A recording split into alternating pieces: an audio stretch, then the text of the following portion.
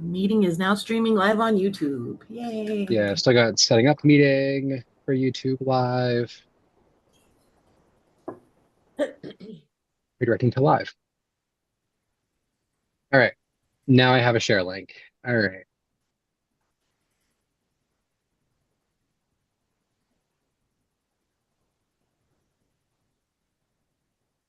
I just got confused because I heard my voice and I knew I wasn't talking, so I was like, "Why is Wasson talking right now?"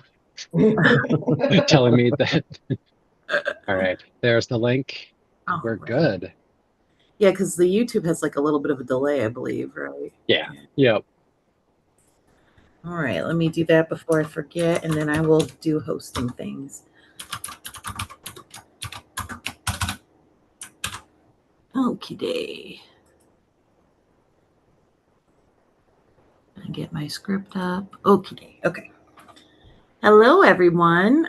Welcome to the Not Ready for Quarantine Players, and we are going to be reading Bill and Ted's Excellent Adventure today. We are a few but mighty troop today, but I think it's going to work out great. I am here as your narrator today. My name's Ginger. We also have Dan Cook playing Bill, and we have Luke Seckington playing Ted. So super excited about that. I love that they're in costume, so that's amazing. We have Nick Benioff as Rufus, and several other people.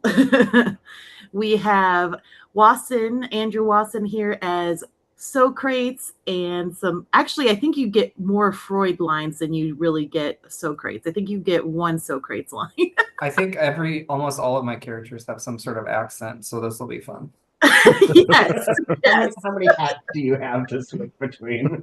I think there's a Greek accent, a German accent, and a British accent. So we'll see. We'll see how they end up coming out. Between Dad, Nick, and Watson are all the accents. Well, there's a French accent for Raya. That's true. So this should be an interesting one. Speaking of Dad, we have Sean Watson. They will be playing a dad, but also Billy the Kid and Napoleon. So I'm excited about that. And we have Miss Raya Shea playing pretty much all the ladies and a bearded cowboy. So excited about that too. And we are here. Not only is this our 4-year anniversary show, which woohoo! I want to say I'm so excited that we're still going 4 years in. I'm super excited about all the new people we've kind of picked up, especially in this last year. We've really been picking up some new people, some fresh faces, and super appreciate Raya being one of them, Nick being another one. So excited about that.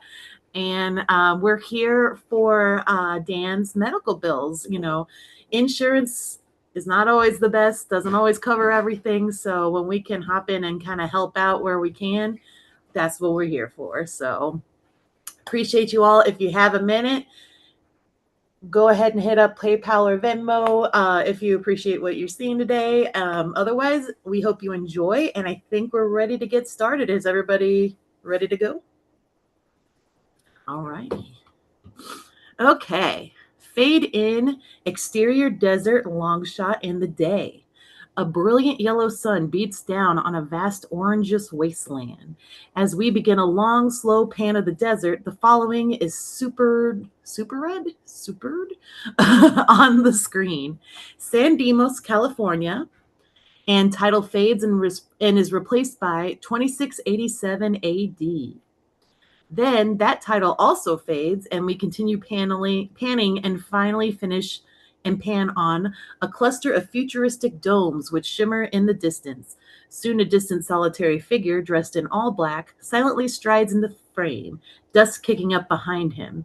As the figure approaches the largest of the domes, we begin to move in and we cut to the interior of the dome. A magnificent crystalline structure like a vast futuristic cathedral. Everything about this place implies grandeur, solemnity, and importance. Deep metallic music echoes throughout the dome as two huge doors open and the figure enters. This is Rufus, and he is the personification of everything that has been or will be rock and roll. Cool, cavalier, and cocky, he is dressed very stylishly and wears ultra hip sunglasses.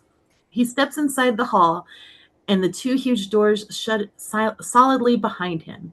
He begins walking, his footsteps echoing loudly. He stops in the middle of the room and nods respectfully toward the other end of the room, where for the first time we see three figures seated in midair, as if suspended invisibly.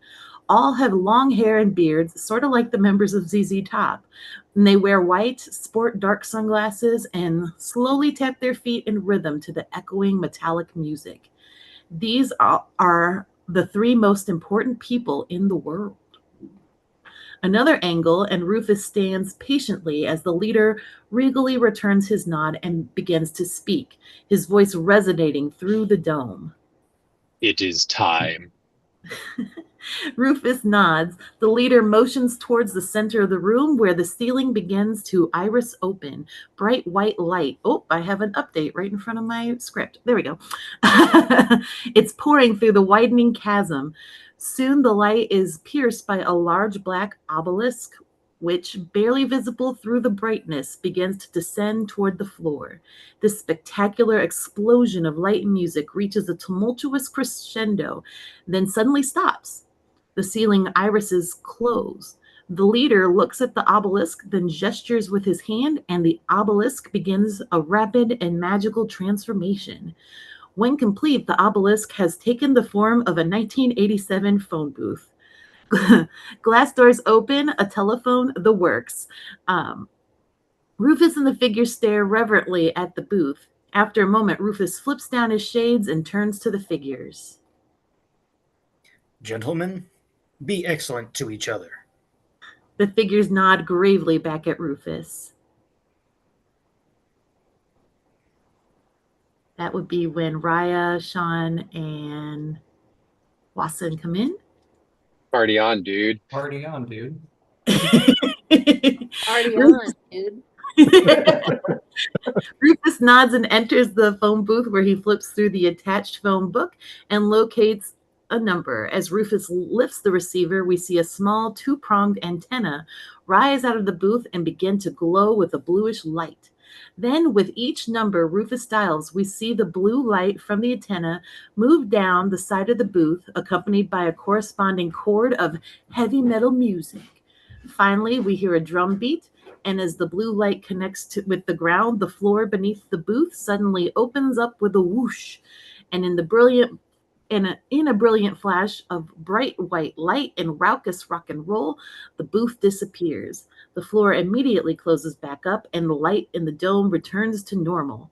Now, for the first time, we become aware of two towering portraits, which hang above the doors on the far side of the dome, dominating the room. They are of two middle-aged men with long hair and black t-shirts. The three important people gaze at the portraits, solemn, concerned, and we fade to darkness, and we hear the voices of our two 16-year-old heroes, Bill and Ted. Ready, Bill? Ready, Ted. Go for it, dude. 1, 2. 1, 2, 3, 4. And they plunge into a riff of upbeat air guitar. The high-pitched falsetto squeal of voices imitating hard rock guitar licks, sounding something like meow, meow, meow, meow. After a few beats, the soundtrack music kicks in along with them, and we fade up on an exterior of a school bus stop in the daytime. Bill and Ted jump into frame, land on the bus stop bench, and do a series of air guitar riffs. Then, as they leap off the bench toward the camera, we begin a quick series of shots in which Bill and Ted do a brief MTV-style air guitar mini concert. They spin around on their backs, play their air guitars with their feet, teeth, and ears, trade solos, and finally, in a resounding conclusion, violently smash their air instruments against the ground, garnering strange looks from the few people around them. The guys look at each other, quite pleased as the school bus pulls up in front of them. Interior bus as it's moving. Bill and Ted crash into one of the back seats, and we will soon see they are not hard guys. That's a weird sentence. They are, in fact, remarkably benign and good natured. Both wear rock and roll t shirts and jeans with boxers pulled up on the back. Of the two, Bill is shorter and darker, with more angular jaw and more serious demeanor. He is the thinker of the two. Ted is the dreamer, taller and blondish with a wide-eyed romantic look. Ted is more into the immediate, whether it be food, fun, or especially girls. Ted pulls into a construction paper mock-up out of his rucksack and unrolls it. A close-up on the mock-up is an amateurly drawn hard rock insignia with rearing stallions, devilish faces, flaming manes, phallic guitars, and bowing young women. Also on it is the name of the band, Wild Stallions with Y's, because that made it cool. Back to shot as the school bus drives through the suburban San Dimas, passing malls and fast food joints. Bill and Ted in the back peruse the drawing.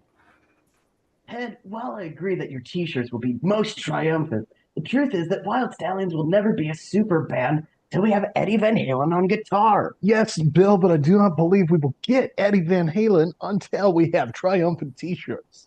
Ted, it is pointless to have triumphant t-shirts before we even have instruments. How can we have instruments but we don't even know how to play? That's why we need Eddie Van Halen. And that is why we need triumphant t-shirts. A beat. The two look at each other and grin. Excellent! And as they go into a reprise of air guitar, again attracting the attention of those around them, we cut to the exterior of San Dimas High School parking lot in the morning. Typical before school activity, students chat and walk to class as the school bus rolls into the lot and stops. The doors open and the students get off. Ew. Among them are Bill and Ted, who bound out, don't mind me, and start towards school. Elsewhere in the parking lot is the popular group, a half a dozen nice-looking students who sit on and around a Trans Am. Bill and Ted approach on their way to class, and Ted eyes two cute preppy girls. How's it going, Buffy and Jody? No response. The guys pass Randolph, the group's leader, who eyes them with disdain. How's it going, Randolph? How's it going, miscreants? Excellent, thank you. Bill and Ted leave the group and continue towards school. Bill, we're miscreants. Excellent! Air guitar. In the exterior locker area, Ted's locker is a total mess. There are no books, only junk food wrappers and heavy metal stickers. Ted stuffs his rucksack in with all the other junk. A couple of lockers away, Bill uses the mirror, which is attached to his locker, to study the progress of his scrawny little peach fuzz mustache. Ted, I totally have a most excellent mustache. But Ted is not paying any attention. Rather, he has focused his gaze on Buffy and Jody, the two cheerleader types we met who now approach, chatting. They kneel down to their lockers, which are between and below Bill and Ted's. Ted swallows, and then turns to the girls. Buffy, excuse me. I would like to know if you would be my date for the San Dimas High Prom this weekend. Thank you. No. No. Honey, excuse me. I would like to know if you would be my date for the San Dimas High Prom this weekend. No. Well, would either of you like to be Bill's date? No. No. And the two pretty girls shut their lockers, walk away giggling. Bill, are there any other possible combinations I may have missed? But Bill is silent, engrossed in a piece of paper he has found in his locker. He turns towards Ted. Dude, we are in big trouble. Why? We have a history review session. When? The bell rings. The guys look around. They are the only ones left in the hallway. As the guys amble away, Ted looks at his watch. How can school be starting already? It's only 5 a.m. Also, I'm not wearing a watch. Bill looks at Ted's watch that isn't there. Ted, you forgot to wind your watch that you're not wearing. Oh, yeah. And as the guys turn the corner out of frame, we cut to the interior of a classroom, an angle on the chalkboard. Listed on the board are 4 categories of history. And I cannot say this word. I say it wrong every time. Ancient, medieval, modern, and American. Under each heading are listed several important figures and movements from within the time period. For instance, under ancient are listed Rome, Greece, Egypt, etc. Bill, I'm waiting. Close on Bill, standing and facing the front of the room, totally confused. Short dude? Anything else? He's dead? We hear snickering, angle on classroom, and the teacher, Mr. Ryan, a sincere and serious man in his 40s, is up front of the chalkboard, pointing to the name Napoleon Bonaparte. So then, Bill, you're telling me that Napoleon was, essentially, a short dead dude, correct? Well, yeah. More snickering from the class, especially Randolph, Ox, Buffy, and Jody, who've been watching all of this, entertained from the front row. Ted, who's been drawing the Wild Stallions logo onto his desktop, looks up and laughs at his buddy. You totally blew it, dude. Ryan hears this and looks at Ted. All right, Ted, why don't you stand up? Ted gulps and stands. Ryan points to the board. Who was Joan of Arc? Noah's wife? The class laughs. Ryan sighs, and the bell rings. From the front of the room after the class, Bill and Ted stand at Mr. Ryan's desk. Mr. Ryan, sir, before you say anything, my distinguished colleague Ted and I wish to express to you our thanks for all the things we have learned in your class. Uh-huh. And what have you learned? We have learned that the world has a great history, will continue to have a great history in the next 100 years, of which we hope to be a part of, and which we sincerely hope you are as well. And the cat is trying to scroll through the script. That's not helping.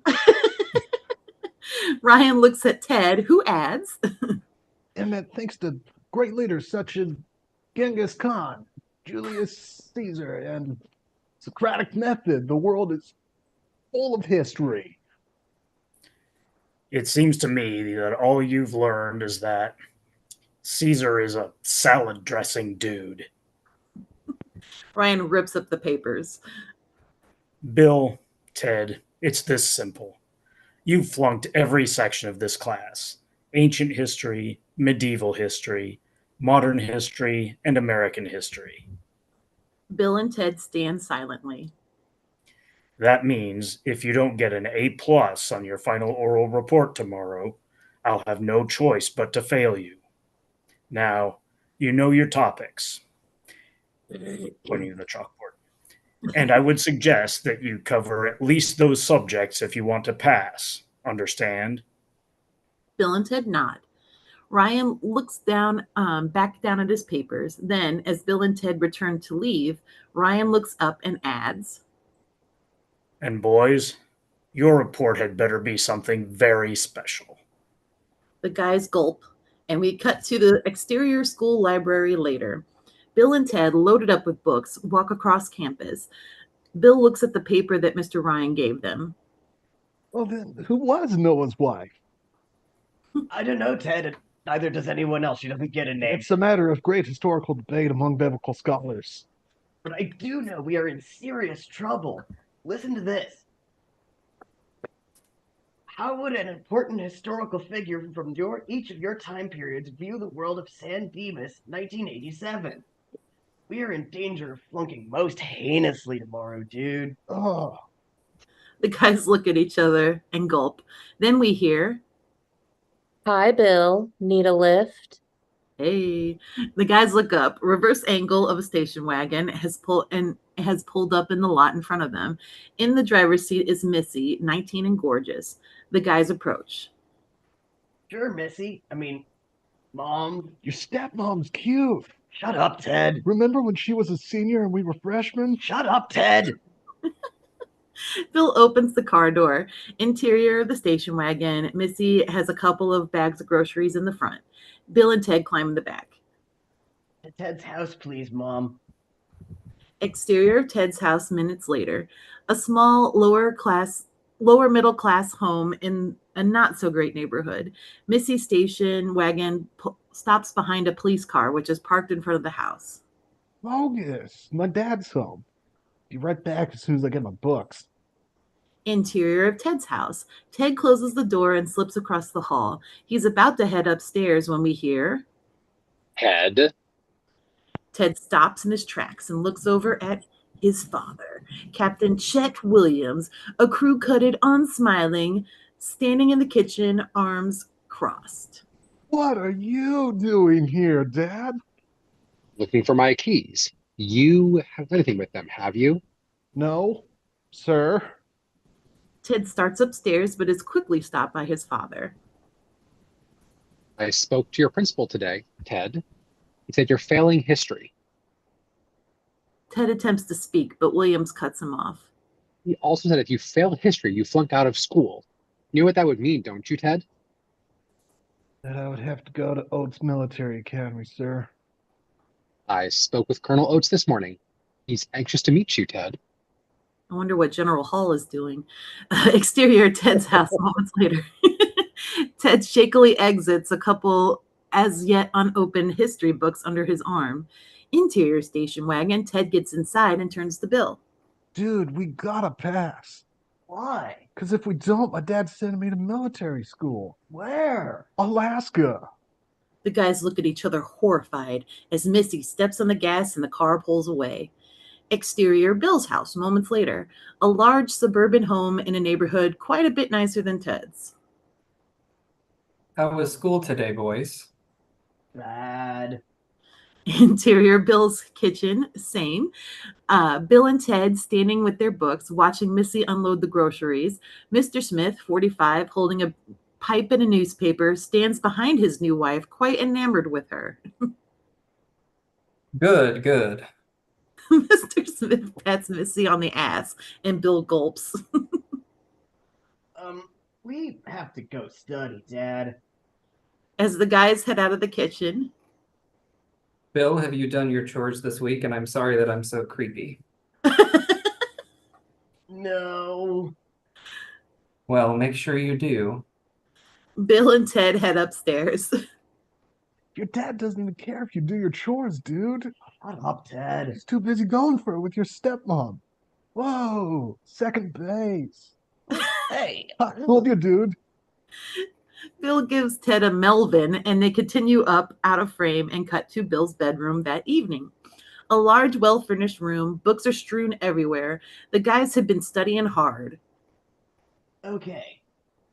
Egypt. Moses, Charlton Heston, I don't think that's right, but Greece. Socrates. Smart dudes. Losers. Dark Ages. Don't know him. Don't gotta know 'em. Air guitar, and then George Washington. 1, the father of our country. 2, President's Day. 3, dollar bill guy. You ever make a mushroom out of his head? Ted, Alaska. Okay. Wooden teeth. Chase Moby Dick. That's Captain Ahab, dude. How do you know Captain Ahab, but not George Washington? I'm an odd fellow. Oh, wait. Remember Disney World? The Hall of Presidents? Yeah, good. What did he say? Welcome to the Hall of Presidents. beat. The guys look at each other and shake their heads, dejected. There's a knock on the door, and Missy enters the room carrying a plate of grilled cheese sandwiches. I brought you guys some food. She bends over, setting the plate down. Bill gapes down her shirt, and Ted hits him. Mom, dude. Mr. Smith enters and stands behind Missy. How's it going, boys? Bad. We are destined to flunk most egregiously tomorrow. And I am destined to end up at Hall & Oates Military Academy. Then we will never start our band. Pause. The guys sigh, and Mr. Smith just keeps staring at Missy. Good, good. What are you guys studying anyway? History. Mr. Ryan? Bill and Ted nod. Tell him hi. The guys look at the grilled cheese sandwiches. One side is completely blackened, the other side is raw. Mr. Smith notices the sandwiches as well. Bill, why don't you boys take a dinner break? He hands Bill some money. In the hallway, as Bill and Ted leave the room, the door closes behind them, on the staircase as Bill and Ted descend. Now your dad's gone for it in your own room. Shut up, Ted. Your stepmom is cute, though. Shut up, Ted. Remember when I asked her to prom? Shut up, Ted. As they reach the bottom of the stairs and move out of frame, we cut to the exterior, not of a Circle K, but in this script, a 7-Eleven. Moments later, this is like the Wish version. Junk food everywhere. Ted munches down a microwave burrito. Bill, flipping through the history books, eats a pint of mint chip ice cream. The guys look up as a woman approaches the store. Excuse me, ma'am, would you buy us a beer? Sorry, I work here. Oh, will you give us a beer? But she's already gone inside. Well, you want to try the Thrifty Mart? Bill nods and the guys stand. They are about to begin walking when, 20 feet above them, the air suddenly parts. Brilliant white light and a gust of wind comes pouring out. There's a pounding chord of heavy metal music, and a telephone booth barrels through the opening and lands a few feet away from them, dust and debris settling as the sky closes back up. A beat. Bill and Ted look at each other, astounded. Not bad. Then the doors of the booth slide open, and Rufus, dressed in the same ultra cool outfit he was wearing in 2687, steps out. Greetings, gentlemen. Bill and Ted stare at Rufus for a moment, and then finally, Will you buy us a beer? Bill S. Smith, Esquire. Bill blinks and nods. Ted Theodore Williams. Ted gulps and nods. Gentlemen, I'm here to help you with your history report. What? How? There's another sudden burst of music and light, and the guys turn around and see another phone booth dropping out of the sky and crashing onto the parking lot, about 20 feet away from them. This new booth looks exactly like Rufus's booth, only is in much worse for the wear and appears to be jam-packed with people. The guys look at each other. Bill, What? strange things are afoot at the 7-Eleven. Then the door to the new phone booth burst open, and another Bill and Ted, exact replicas of our guys in every way, explode out of the booth and dash excitedly toward Bill and Ted. Dude, you guys are gonna go back in time. Yeah, you are going to have a most excellent adventure through history. Bill and Ted are absolutely shocked. Who are you guys? Where you, dude? No way. No way. Yes way, Ted. We know how you feel. We didn't believe it when we were you and we us said what we us are saying now. Okay, wait, if you're really us, what number are we thinking of? 69 dudes! A beat, and Bill and Ted gape at each other amazed. Then they turn to new Bill and Ted, and all four crack up with the implications of this number, giving each other high fives and thumbs up. Air guitar, and then Listen, dudes, we have to go. Yeah, we got to get back to the history report. new Bill and Ted are about to head back to the booth when they notice Rufus, who has been watching all of this, utterly nonplussed from a few feet away. Rufus! Oh, Bill and Ted, listen to this dude Rufus. He knows what he's talking about. Right, and Ted, give my love to the princesses. Who? You'll see. New Bill and new Ted pile back into their phone booth. Rufus joins them and they confer for a moment. Then Rufus backs away and new Ted sticks his head out of the booth. Ted, don't forget to wind your watch that you're totally wearing. Catch you later, Bill and Ted. Bill and Ted stare dumbfounded as the antenna on the second booth glows. Then blue light shoots down from the side. The ground opens up, and in a flash of music and light, the phone booth disappears into the ground. Bill and Ted look at each other, then at Rufus. Interior phone booth. The moments later, I'm guessing the one that's not full of people. While Rufus flips through the phone book, Ted taps on Bill's shoulder. Dude, are you sure we should be doing this? Ted, you and I have witnessed many things, but nothing as bodacious as what just happened. Besides, we told ourselves to listen to this dude. Maybe we were lying. Why would we lie to ourselves, Ted? Oops, I missed a marked spot here. Ted thinks for a beat, then nods, convinced. He turns to Rufus. How are you gonna help us, dude?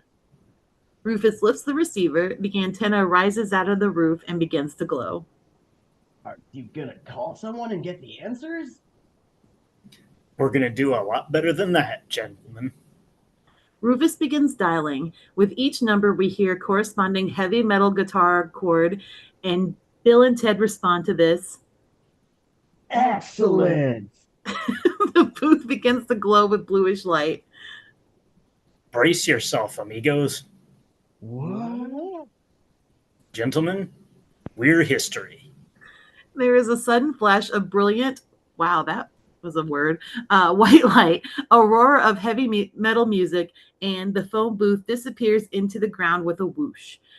Cut to the circuits of time, a complex system of wires and circuits crisscrossing the screen. After a beat, we hear, Whoa! and the phone booth shoots into frame, diving into one of the opaque tube-like circuits. Interior of the phone booth moving incredibly fast. Bill and Ted, eyes wide in amaze, peer through the glass at the booth as the booth barrels down the circuit wire on a virtual roller coaster ride through time. Rufus, where are we, dude? These are the circuits of history, gentlemen. They will take you almost anywhere you want to go at any time. How? Modern technology, William. The booth makes a sudden sharp drop out of frame, and we cut to the exterior France in 1804 during the day. A large grassy plateau overlooking a broad valley. We hear a pounding chord of heavy metal music. The sky opens up. There is a flash of light, and the phone booth drops from the opening in the sky and drops onto the plateau. Some junk food wrappers from 7-Eleven flutter down behind it as the sky closes back up. After a beat, Bill and Ted step out of the booth and look around, very excited. Whoa! That was most unprecedented, Rufus. Yeah, but where are we, dude? Rufus calmly glances down at the phone booth. France, 1804. Bill and Ted's mouths drop open. Suddenly, a cannon blast is heard, and the guys look down into the valley below, where two opposing brigades of soldiers have launched into battle. Bill and Ted could not be more thrilled. Bill, check it out. We're right in the middle of a war. Up here, dudes! A bullet whizzes past Bill's ear. Ted laughs, pointing at Bill's head. Just missed, dude. Oops, I missed another one. 1 second. Got it. Okay. Another angle, and Rufus notices a group of soldiers on a nearby bluff. Time to depart, amigos. Bill and Ted nod as the group of soldiers looks their way. At the head of the group, in command, is a small, arrogant French general. The general lifts a pair of field glasses to his face and gazes across the plateau. He points to the phone booth. As Rufus dials, Bill and Ted peer out in the general's direction and wave. We can read their lips as they say, How's it Going, going, dude. dude? The general puts down his field glasses and is shaking his head when an explosion goes off behind him, tossing the general through the air and onto the ground right next to the now glowing phone booth.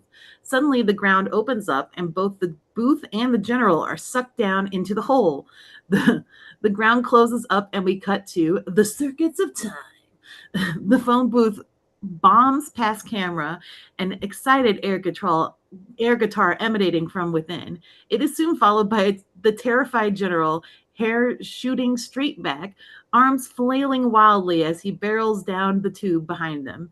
As the general hurtles past and out of frame, we cut to exterior Ted's house in the evening. There is a flash of light, and the phone booth suddenly drops onto the front lawn next to a large oak tree. Bill, Ted, and Rufus pile out, none of them noticing that above them the little French general is dangling by his collar on a branch of the oak tree, looking like a cat held up by the scruff of his neck. Bill and Ted look around the yard elated. Throughout the following, we are occasionally aware of the 2 feet which helplessly dangle into the frame. Now where are we? Oh, it's my house. Rufus, you know any place we want at any time? You can do whatever you want, gentlemen, as long as you remember this. No matter what happens, you have to get to the report. Got it? The guys nod. The report's tomorrow at 2:45, right? They nod again. Okay then, amigos. He gestures to the phone book. This'll tell you the number of whatever place you want to go. Rufus points to the numbers on the phone. Just dial the area and the time, and this is what activates the time travel function. Wow. Quite simple, William. Through a retroactive cross-referencing of the intralateral continuum. Rufus stops, noticing that Bill and Ted are totally lost. Trust me, gentlemen, it works. Now remember, amigos, no matter where you go or what you do, Ted's watch, the clock in San Dimas, is always running. Got it? Ted nods and looks at his non-existent watch. Bill looks at the phone book. Rufus bows his head and takes a step back. Gentlemen, it's time for me to leave you now. Bill and Ted look at Rufus, surprised. What do you mean, Rufus? Yeah, aren't you coming with us? Rufus backs into the phone booth and shakes his head. William, Theodore, you're on your own. Bill and Ted watch wide-eyed as Rufus closes the door and dials. We hear the same great heavy metal chords, and then, in a flash of light, the booth disappears. A split second later, there is another flash, and it reappears empty. Bill and Ted look at each other. Ted, What? this has been a most unusual day. And as Ted nods in agreement, we hear a branch breaking above. The French general falls from the tree and lands on his feet right in front of them. He looks around, mutters something in French, then topples to the ground, unconscious. Unconscious. I can't say that word either. Bill and Ted are astounded. Dude, we saw that guy in France. Just when we thought things couldn't get any more bodacious. A moment later, Bill and Ted are standing over the unconscious general, Bill frantically flipping through his history book. Well, who is he? Bill stops and looks at the book. Ted, it's Napoleon. Who's that? You know, the short dead dude from our history review. Whoa, excellent. He turns to the little general. Hey, you're famous, dude. Bill snaps closed the history book and turns to his buddy. Ted, I have a most excellent idea. And on Bill's excitement, we cut to the interior of Ted's bedroom and close up on a little boy. Ted's little brother, Deacon, 9 years old and bored, listens as Ted explains the plan. Deacon, you have to watch this guy. His name is Napoleon. He is a very famous French dude. Pulled back to reveal the rest of Ted's bedroom. It is a total mess, covered with scrawled drawings, empty junk food wrappers, tons of heavy metal paraphernalia. Napoleon lays unconscious on Ted's bed. We have decided to collect other speakers from history for an oral report we're doing. While we are gone, you are not to let him out of your sight. Ted hands Deacon some money. Here's some money. Take him to the movies or something. Napoleon starts to come to. He looks around baffled and a bit angry, and Bill notices him. Napoleon, dude, I am Bill. We will take you to France after you tell us what you think of San Dimas. This is Ted's brother, Deacon. Hi. He will take care of you. Ready, Ted? Ready, Bill? Let's go back into history. A quick air guitar, and they dash out of the room. Interior living room, Bill and Ted, very excited, are bounding out of the front door when Captain Williams suddenly steps into frame, blocking Ted's path. I want to speak with you, son. Bill attempts to re-enter the house. Alone, please, Bill. Ted gulps as Williams slams the door shut, leaving Bill outside and alone, silent, lost. After a beat, he leans against the door and presses his ear up to it. His face goes ashen as he hears, You lose my keys, you fail history, you spend all your time with your loser friend planning a surprise nutcake that'll never happen. interior of the house, same. Now you're not going to leave this house again until tomorrow morning. The phone rings. Williams crosses and picks it up. Yes? Oh, Captain Williams, this is Officer Van Halen down at the station. Officer Van Allen? Interior phone booth. Bill stands, receiver in hand, heavily disguising his voice.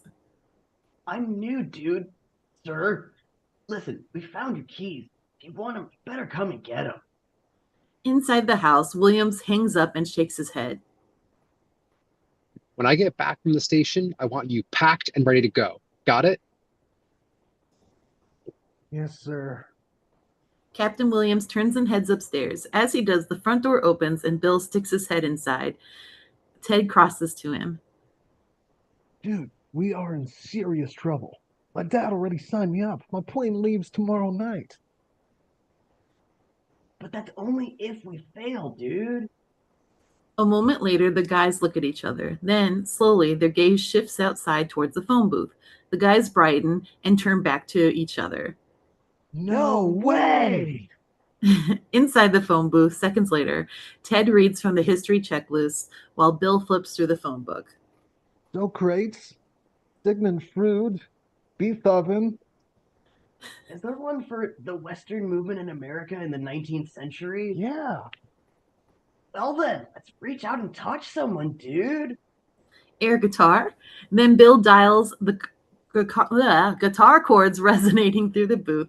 Then Bill gets a connection. We hear a drum beat, and the guys look at each other. Bill, my friend, Yes, Ted, my friend. may we have a most excellent adventure. Bill and Ted firmly shake hands, and in a flash of music and light, the booth disappears. A beat later, Captain Williams exits the house, heading towards the car, and we cut to the exterior Old West town in the day. A rough, tough prospecting town somewhere in the Colorado territory. We hear heavy metal guitar, and shortly thereafter, the phone booth drops out of the sky and lands next to a row of outhouses. A few confused townspeople stare as Bill and Ted step out of the booth and look around, very excited. A beat, and then How's it going, Old West dudes? interior saloon a moment later. And real Old West style bar room. A piano plays in the background. Bill and Ted enter and saunter up to the bar. 2 beers, please. Whoa, he didn't even card us. Yeah, we have to remember this place. The bartender hands them drinks. Bill and Ted look around the saloon. Well, Ted, who should we take back with us? How about that guy? He's a real Old West ugly dude. An ugly cowboy glares at Bill and Ted. How would you like to be in a history report? We already have Napoleon signed up. Where the hell are you from? San Dimas. Home of raging waters, excellent water slides. Suddenly, a gunshot rings out, and all attention shifts to the swinging doors, where a tough-looking young cowboy enters and begins walking around the saloon, staring at everyone. He stops in front of Bill and Ted. Silence. Finally, How's it going? another angle. The young cowboy moves away from Bill and Ted, addresses everyone in the saloon. I need 2 men. Who's with me? He, Billy the Kid. he's famous. Let's nab him. We're with you, Billy the Kid. The saloon goes back to normal as Billy the Kid steps up to the bar and warily eyes Bill and Ted. Who are you? We have a band. Of outlaws. I'm Bill Wild. I'm Stallion Ted. I never heard of you. You will. We're totally gonna open for Iron Maiden. Air guitar, which is interrupted by Billy the Kid, who throws Bill and Ted against the bar. Here's the deal. What I win, I keep. Bill and Ted nod. What you win, keep. Sounds good, Mr. the Kid. Billy the Kid looks at them, and on his reaction, we cut to the card game moments later. A bunch of grizzled, hard-boiled cowboys scowl at the camera. None of them have much money on the table. I don't know if you can hear her snoring, but that's hilarious. And all of them look pissed. Across the table sit Bill, Ted, and Billy the Kid. Bill and Ted have huge piles of money in front of them, and so does Billy the Kid, who's dealing. Ted gapes happily as he looks at his hand. Bill nudges him. Dude, gotta have a poker face like me. Bill picks up his hand. Whoa, 3 aces. Billy the Kid glares at Bill. Ted turns to the large tattooed cowboy next to him. We're totally cheating you, dude. But it's okay. You'll get your money back soon as we bag Billy the Kid. The cowboys look at each other, fed up. They put their cards down and stand, glowering at Billy the Kid. What the hell is going on here, Billy? You cheating us, kid? Eating? Me? The cowboys reach for their guns, but before they can, Billy the Kid grabs the money, knocks the table over, and punches the Old West ugly dude. Suddenly, the saloon clears out. The brawl is on. Bill and Ted sit rooted into their chairs, gaping at the melee developing around them.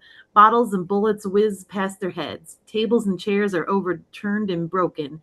The guys look at each other and are about to do a thrilled air guitar when they are grabbed and pulled up on opposite sides of the frame. The piano continues in the background as Ted lands on a table and looks around. 3 very large, very ugly, very nasty looking rustlers glare up at him. How's it going, big ugly dudes? Silence. The rustlers look like they're about to tear Ted's heart out. Ted swallows. Okay, look, I gotta be honest with you guys. I'm totally weak. I can't possibly fight you. A beat, and then Ted pulls a small paper booklet from his pocket and opens it. However, how would you gentlemen like free passes to see The Song Remains the Same at the Sandina 6? But before Ted can tear the tickets out, the rustlers grab him. I didn't think so. Meanwhile, Bill is behind the bar, jumping back and forth to avoid whiskey bottles that are being chucked at him. A bottle whizzes past his ear and crashes against the mirror, shattering it. Bill gives the thumbs up sign. Nice shot, dude. Another barrage of bottles drives Bill to the floor, where he crawls behind the bar. He sees a shard of the broken mirror, picks it up, and checks the progress of his mustache. Excellent stash. Then Bill reacts as he sees in the mirror the reflection of a big bearded cowboy grinning evilly back at him. Another angle, the bearded cowboy reaches down with one hand, picks up Bill, and holds him over his head. Bill's point of view, the 3 rustlers are tossing Ted around like a beach ball. How's it going, Ted? Excellent. You? Outstanding. The big bearded cowboy suddenly hurls Bill through the air while the rustlers grab Ted and hurl him through the air. Exterior salons, same day, several dance hall girls are watching the fight when Bill's head comes crashing through the wall of the saloon, followed shortly by Ted's head, which crashes through right next to Bill's. The 2 guys turn to each other and turn and see each other. Whoa! You totally got thrown through the wall, dude. Ted looks around and notices the provocatively dressed girls in front of him. He turns on the charm. How's it going, ladies? I am Ted T. Williams, and this is my friend, Bill S. But before he can finish, the guys are pulled back through the wall. The dance hall girls look at each other and are back, and we are back in the saloon where we see that it was Billy the Kid who grabbed them. Come on. Billy the Kid turns and dashes across the room, where he runs directly into the card-playing cowboys, who quickly surround him and draw their guns. Bill and Ted duck behind a wall and look at each other. Bill, we gotta save him. Yeah, but how? A beat. Ted peeks around the wall and looks at the lineup of cowboys, then nudges Bill. Check it out. And as he points, the cowboys' underwear, all of which is barely sticking out of the tops of their pants. Bill and Ted look at each other and smile. They creep out from behind the wall and stop just behind the cowboys. Ready, Bill? Ready, Ted. 1, 2, 3. Go! And the guys suddenly pull each of the cowboys' long underwear up, giving them surprise nutcakes or Melvins. They follow this by pantsing the cowboys, pulling their pants down around their knees, and as the confused cowboys stagger around, trying to tug their long underwear down and their pants up. There we go. Bill and Ted knock the guns out of their hands, then high five each other. Good going, Bill Wild. You too, Stallion Ted. And as the cowboys continue to struggle with their pants, Bill, Ted, and Billy the Kid dash out of the saloon. Exterior of the saloon, Billy the Kid looks at the guys as they rush away from the saloon and towards the phone booth. You two saved my life. What been doing, Billy the Kid? The guys push through the line, which is waiting to use the outhouse. Excuse us, dudes. We gotta use the phone. They reach the booth, squeezing past a cowboy who exits the booth, zipping up his fly. Bill and Ted look down. Oh no. Where are we going? Ted glances at the history checklist. Golden age of civilization. Where? Ancient Greece, dude. The heavy metal chords begin to pound and the booth begins to shake. What the? Don't worry, Billy the Kid. We'll bring you back here as soon as we talk in our report. Believe me, dude, Napoleon has it tougher. He's back in San Dimas with Ted's little brother, Deacon. Ted looks at his not watch. It reads 7:15 p.m. There's a flash, and we cut to exterior Farrell's restaurant, establishing shot on a clock on the wall that reads 7:15 p.m. Interior Farrell's ice cream parlor. In the evening, we pan across eating people. Oh God. Children, parents, and at the corner table, Deacon, his 9-year-old girlfriend Carrie, her 8-year-old friend Daphne, and Napoleon. This is a double date. There is a sudden clamorous ringing of bells, and Napoleon reacts startled as a waiter rushes up to the huge trough. Napoleon stares as the immense dish of ice cream is set before him. As another waiter places a gag bib on him, we cut to the table a little while later.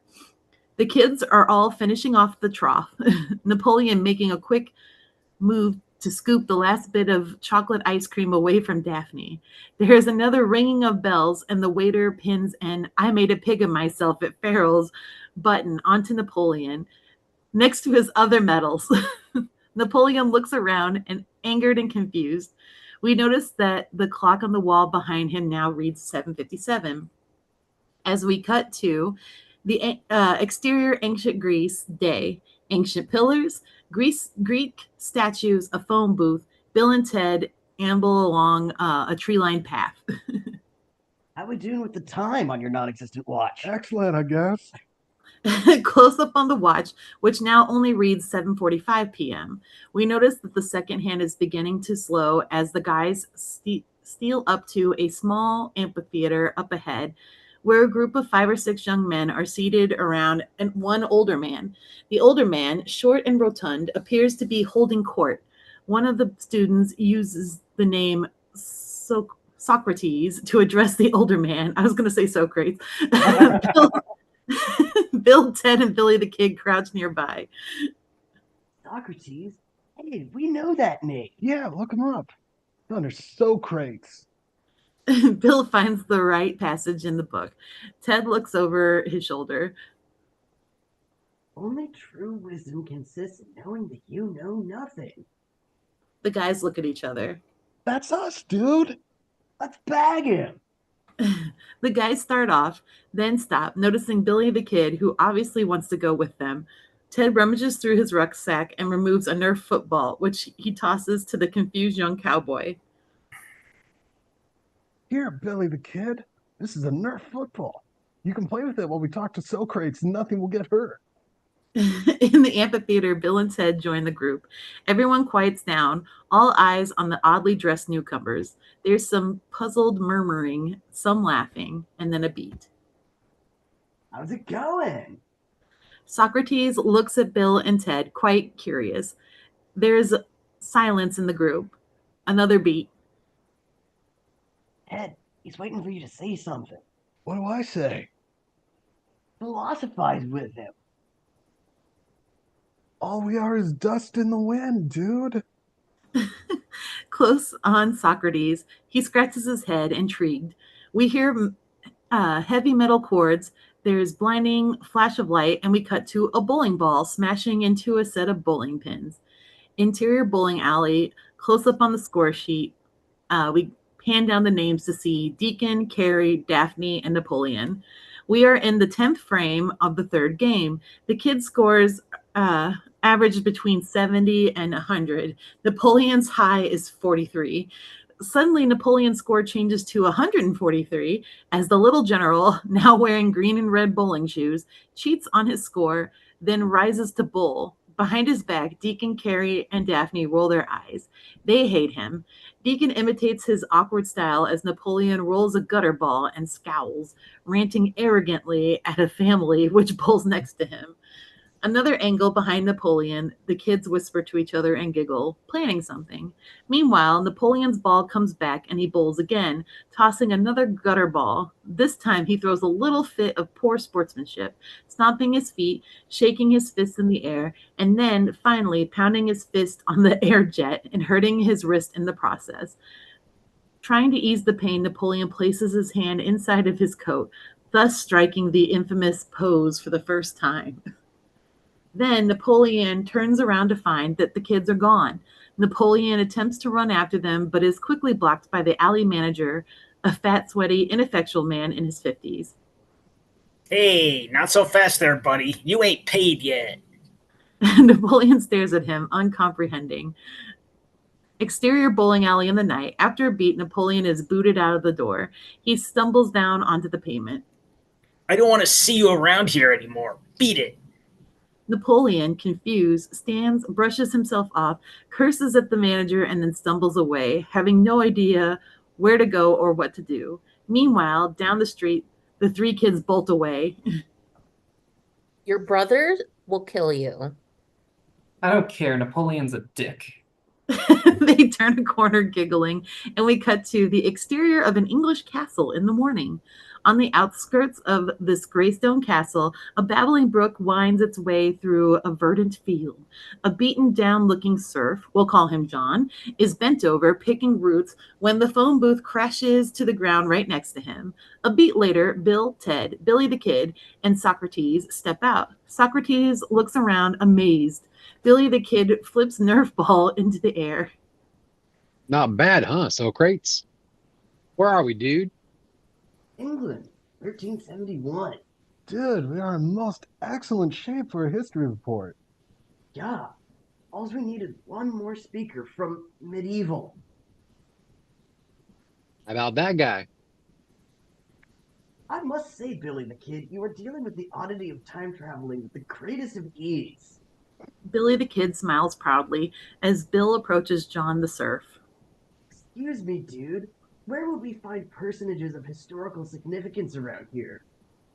John the Serf looks up at Bill and smiles toothlessly. Later. Bill crosses to Ted. In the background, Billy the Kid and Socrates flip the Nerf football back and forth. So, Ted, any ideas on who we should bag? Ted?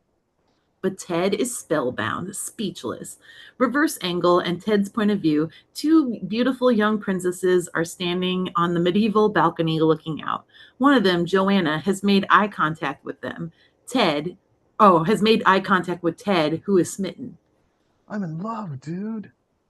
Those must be the princesses you told yourself about at the 7-Eleven. Well, you're the ladies, man. How are we gonna meet them? Interior of the castle hallway later. Dark, shadowy suits of armor line the wall. Several royal henchmen walk by on patrol. They continue out of frame. A beat, and then we hear... Bill, What? these are heavy. Yeah. Heavy metal? loud echoing air guitar as the two suits of armor step out of the shadows and start to clank around. I feel like the dude in the Wizard of Oz. The straw dude? No, not that dude. Bill does a heavy clanking jig. Only had a heart. Way to go, dude. As Bill and Ted turn down the hallway, we see that their boxers are coming out of their suits as they clink clumsily away from us. Bill, What? use the Force, Bill. I'm Darth Ted. Ted grabs a lance off the wall and swings it at Bill. It connects with a thud, and then Bill pushes Ted playfully, and Ted pushes back. They begin to roughhouse, knocking each other onto the floor, wrestling, laughing, and hitting each other. Neither pays the slightest attention to the incredible amount of noise they're making. Another angle, Bill shoves Ted backwards, following back himself and knocking Ted rolling down a small flight of stairs. We hear Ted hit the bottom of the stairs with a tremendous crash. When then Bill crawls out of his suit of armor, stands and looks down the stairs at Ted's suit of armor, which lays on the floor motionless. Two henchmen stand over it, swords drawn. The henchmen plunge the swords into the suit, look at each other, look around for the other intruder, and run off in the opposite direction. Bill, horrified, slowly moves down the stairs and stands over Ted's suit of armor, fighting tears he can barely speak. Bogus. Heinous. Untriumphant. He collapses to his knees in front of the suit of armor. Oh, Ted, don't be dead, dude. A long, heartbreaking moment as Bill shakes the suit's hand. Oh, takes the suit's hand and shakes it. Oh, Ted. I love you, dude. Then we hear footsteps. It was not Goober in the script, by the way. And Bill turns and sees yet another henchman approaching, sword drawn. You killed Ted, you medieval dickweed. Possessed with a terrible vengeance, Bill charges the henchman and knocks him into the wall, punching and kicking him. Ah. Bill is pushed to the floor by the far more powerful henchman. He's about to be run through when Ted steps out from the shadows and belts the henchman with his lance, felling him. Interior hallway, Bill looks up in astonishment. Ted, you're alive. Yeah, I flew out of my suit when I hit the floor. Bill gets up and the guys rush to each other. They hug, take a beat, then realize what they're doing and stop. Yay! Cut to a close-up on the door, which opens, revealing Joanna and Elizabeth, the two beautiful princesses we saw earlier. Joanna's eyes widen. You're the ones we saw in the garden. Reverse angle at Bill and Ted. Ted nods, enraptured. I am Ted of San Dimas, and I bring to you a message of love. From who? From myself. Let's go, dude. Another angle, Joanna moves closer towards Ted. And what is this message you speak of? Ted is stumped. Lyrics, dude. Recite them some lyrics. Ted clears his throat and improvises. Oh, you beautiful babes from England, for whom we have traveled through time. Will you go to the prom with us in San Dimas? We will have a most triumphant time. The princesses are pleased. Then suddenly we hear Joanna! Elizabeth! the princesses stiffen. It's father. They grab Bill and Ted hurriedly usher them inside to their chamber. Ooh. What does he want? We're to be married to two horrible old men today. No way. The princesses nod urgently. Will you help us escape? Of course, babes. But as the guys gallantly turn around, they find themselves face to face with the Duke, who is flanked by two old fat men and several guards. He is furious. How's it going, Duke, dude? I am the Earl of Smith. And I am the Duke of Ted. Your daughters do not love these two old fat dudes. Yeah, but we do. That is, we love your daughters, not the two old fat dudes. Put them in the Iron Maiden! Iron Maiden? Excellent! Air guitar. The Duke is outraged. Execute them! Bogus. The princesses gasp, horrified, as the Duke's henchmen grab Bill and Ted and drag them away. Don't worry, babes, we'll save you. Smash cut, which I don't know what the difference is, to two huge razor-sharp axes violently crashing down onto two chopping blocks. The axes are raised, and Bill and Ted's heads are lowered into frame onto the blocks.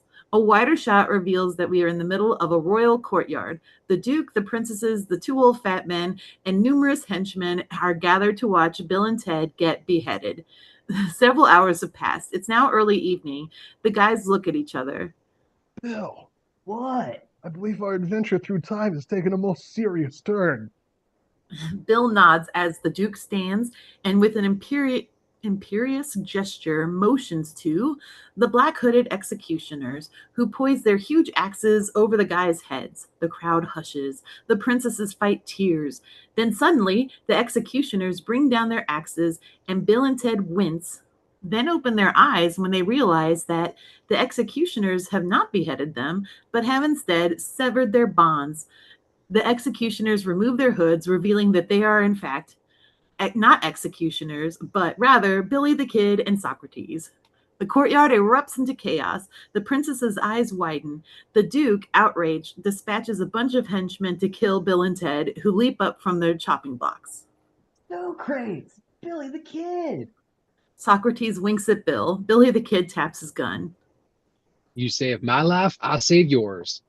Go, dude. They all exchange a quick high five. Then Bill notices the henchmen closing in fast. Let's go!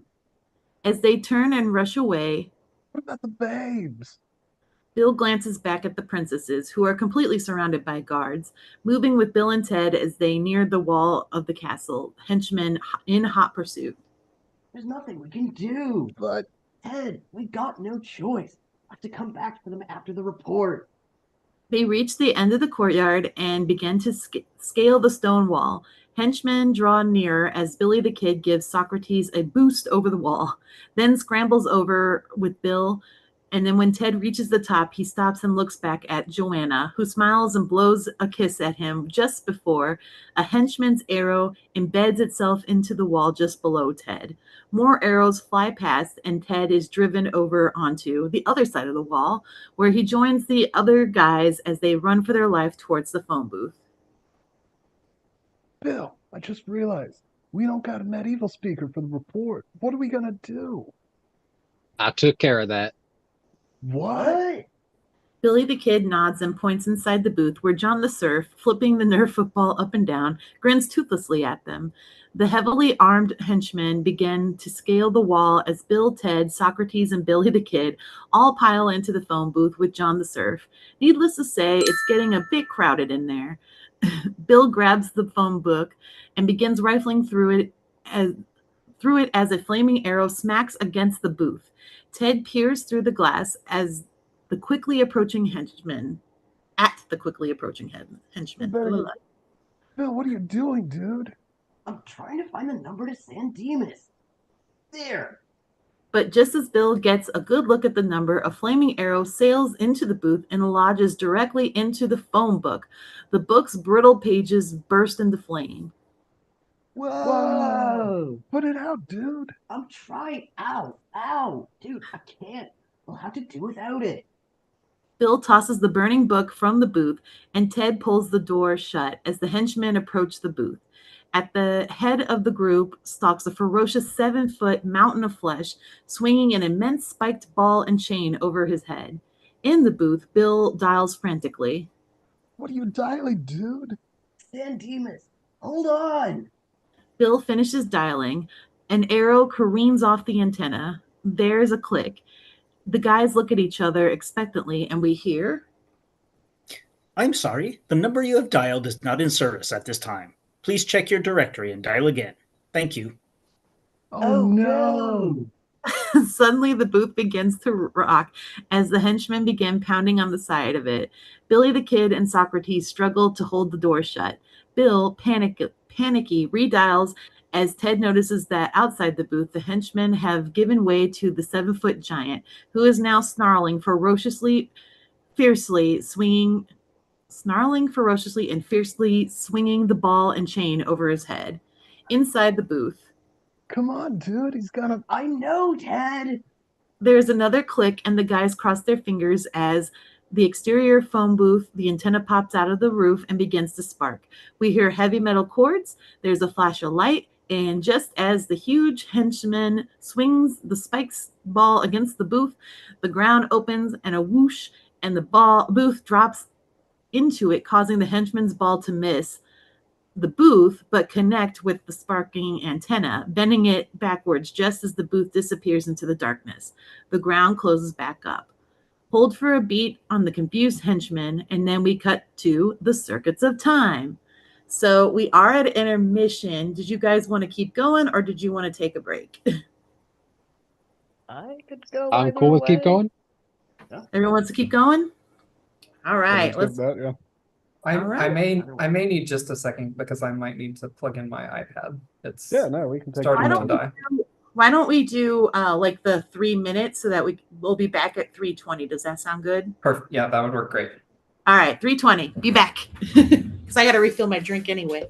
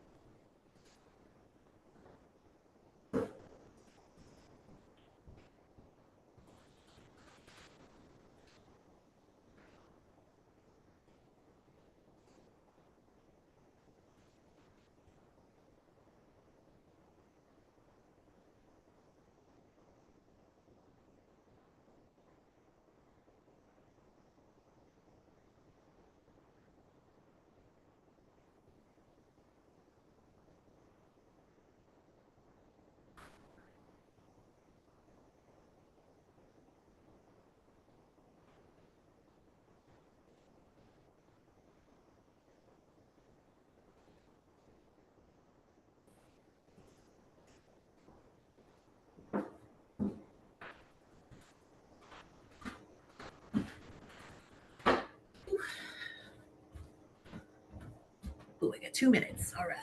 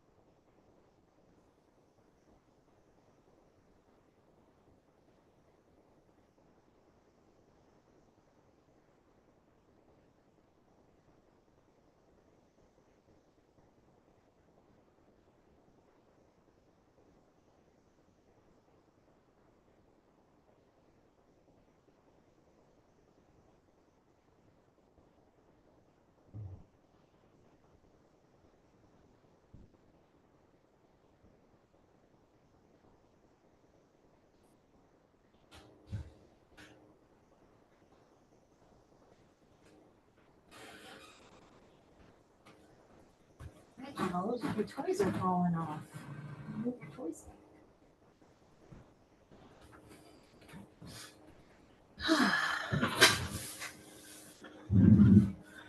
How we all doing? Good. All right. Well, since we took a slight break here, why don't we take a moment to talk about what we're raising funds for? So, Dan and Luke, if you want to take it away. Yeah, so essentially back at the start of the year I went in for surgery to correct a deviated septum, and while insurance was good for some of that, it's still fucking me over, so Gotta love it. surgery was very nice in redirecting what we were originally going to fundraise for. So Good times. Yeah, so if anybody, even like $5 goes a long way. If anybody is having fun, oh, I see a kitty in the background. Getting some sun. Love it. We love our pet cameos. Those are my favorite things ever. Uh, but yeah, if anybody has just $5, even $1, we want to go to Absolutely. PayPal or Venmo and just hit us up, and we definitely appreciate y'all. But it looks like everybody's back. If we're all ready, let's head on into it. That's it. So we left them in the circuits of time. The phone booth shoots out past the camera and music blaring from within, sparks shooting from the damaged antenna. Where are we going, dude? Oh, my hope. The careening booth dives down a chute, and we cut to exterior desert in the day. The same vast orangish desert, is that a word? That we saw in the opening. Great heavy metal music emanates from each of the futuristic domes which dot the landscape. We hear voices, and a moment later, the sky opens up and the phone booth crashes down onto the ground. The skewed antenna recedes back into the roof as Bill and Ted pull themselves out of the booth and look around, baffled. Dude, this is not Sandinas. Bill nods. The guys notice the domes. Excellent music. Most outstanding. Then the guys' attention shifts to one of the domes where a woman dressed in all white except for a black trench coat steps out and stares at Bill and Ted, stunned. It's you. Yeah, it's us. Who are we? Excuse me, but what year is this? 2687. Whoa. Bill, we went way too far forward. Phone booth must have got broke in England. So this is the future. Like a Yes album cover.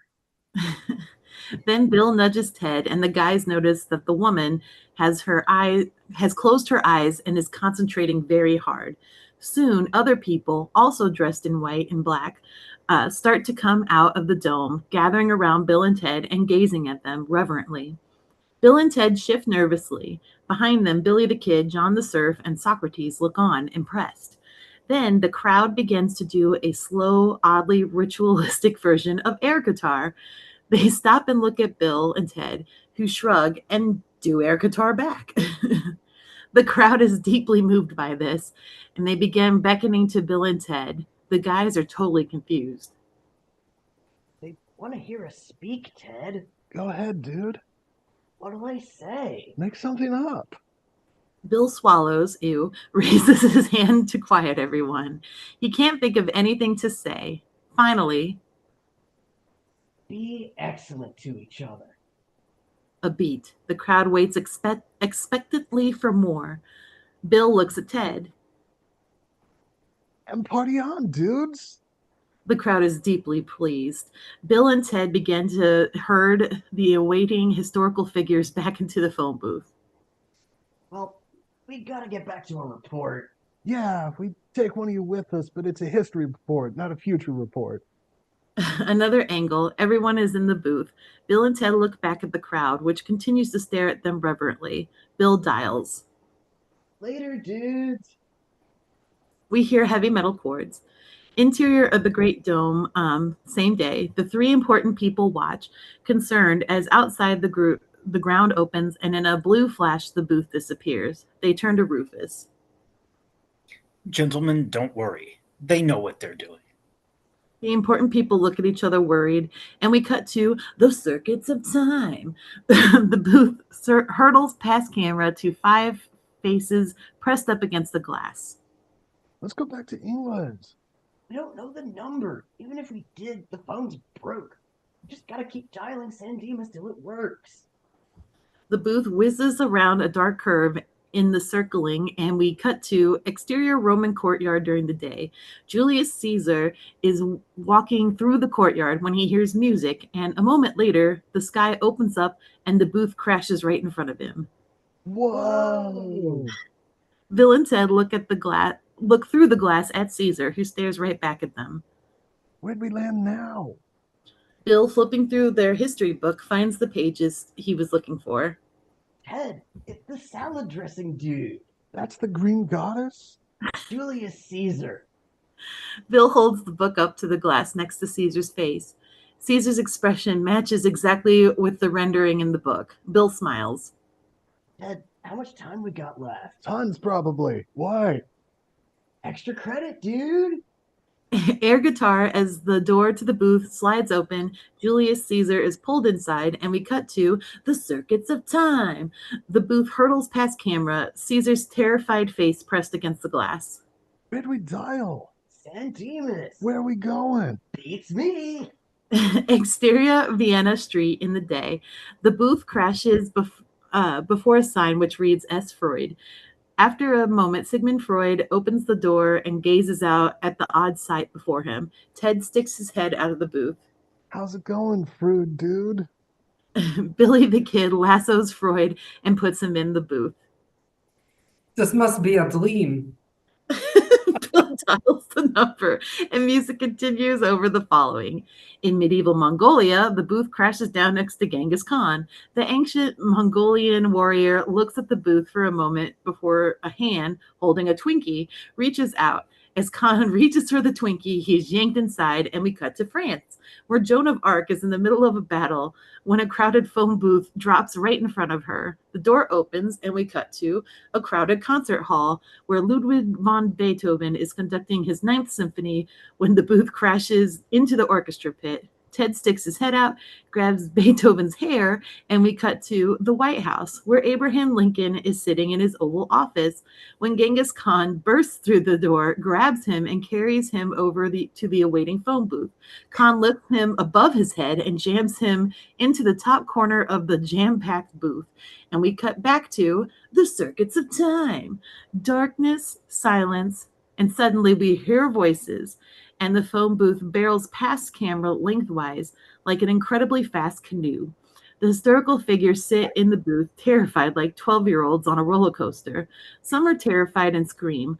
Others, the most experienced time travelers, hold their arms up in the air and whoop and holler, thrilled, moving with Bill and Ted as they sit in the back of the speeding booth, trying to speak over the din. We got plenty of time, probably, but we don't got any more room, dude. Next place we stop, we'd better try and figure out what's wrong with the booth. Ted nods and then notices the broken antenna, which now has sparks pouring off of it. He taps Bill on the shoulder. Dude, I think I got an idea what's wrong. Bill looks back at the booth, shoots through a 360-degree loop, and dives out of frame. Oh, as the booth does all that. We cut to exterior prehistoric marsh in the day, foggy, misty, and dank. A pterodactyl screeches by as we hear, Okay, here is a treat to make our minor prehistoric pit stop a bit more enjoyable. Camera pans to the historical figure sitting on a felled tree at the edge of the marsh. Ted, the den mother of the group, is pulling Hunt's pudding cups out of his rucksack and handing them out. He picks up a clipboard, Okay, please raise your hands when I call out your name. pronouncing most of the following incorrectly. Abraham Lincoln. Lincoln raises his hand, then goes back to his pudding cup. Socrates, Joan of Arc, Sigmund Freud, They all raise their hands. Beethoven. Beethoven? Billy the Kid nudges Beethoven, who looks up and raises his hand. Next to him, Sigmund Freud is opening a pudding cup. He is about to lick the lid when... Sigmund Freud, don't lick the lid of the pudding cup. But Freud does anyhow and winces.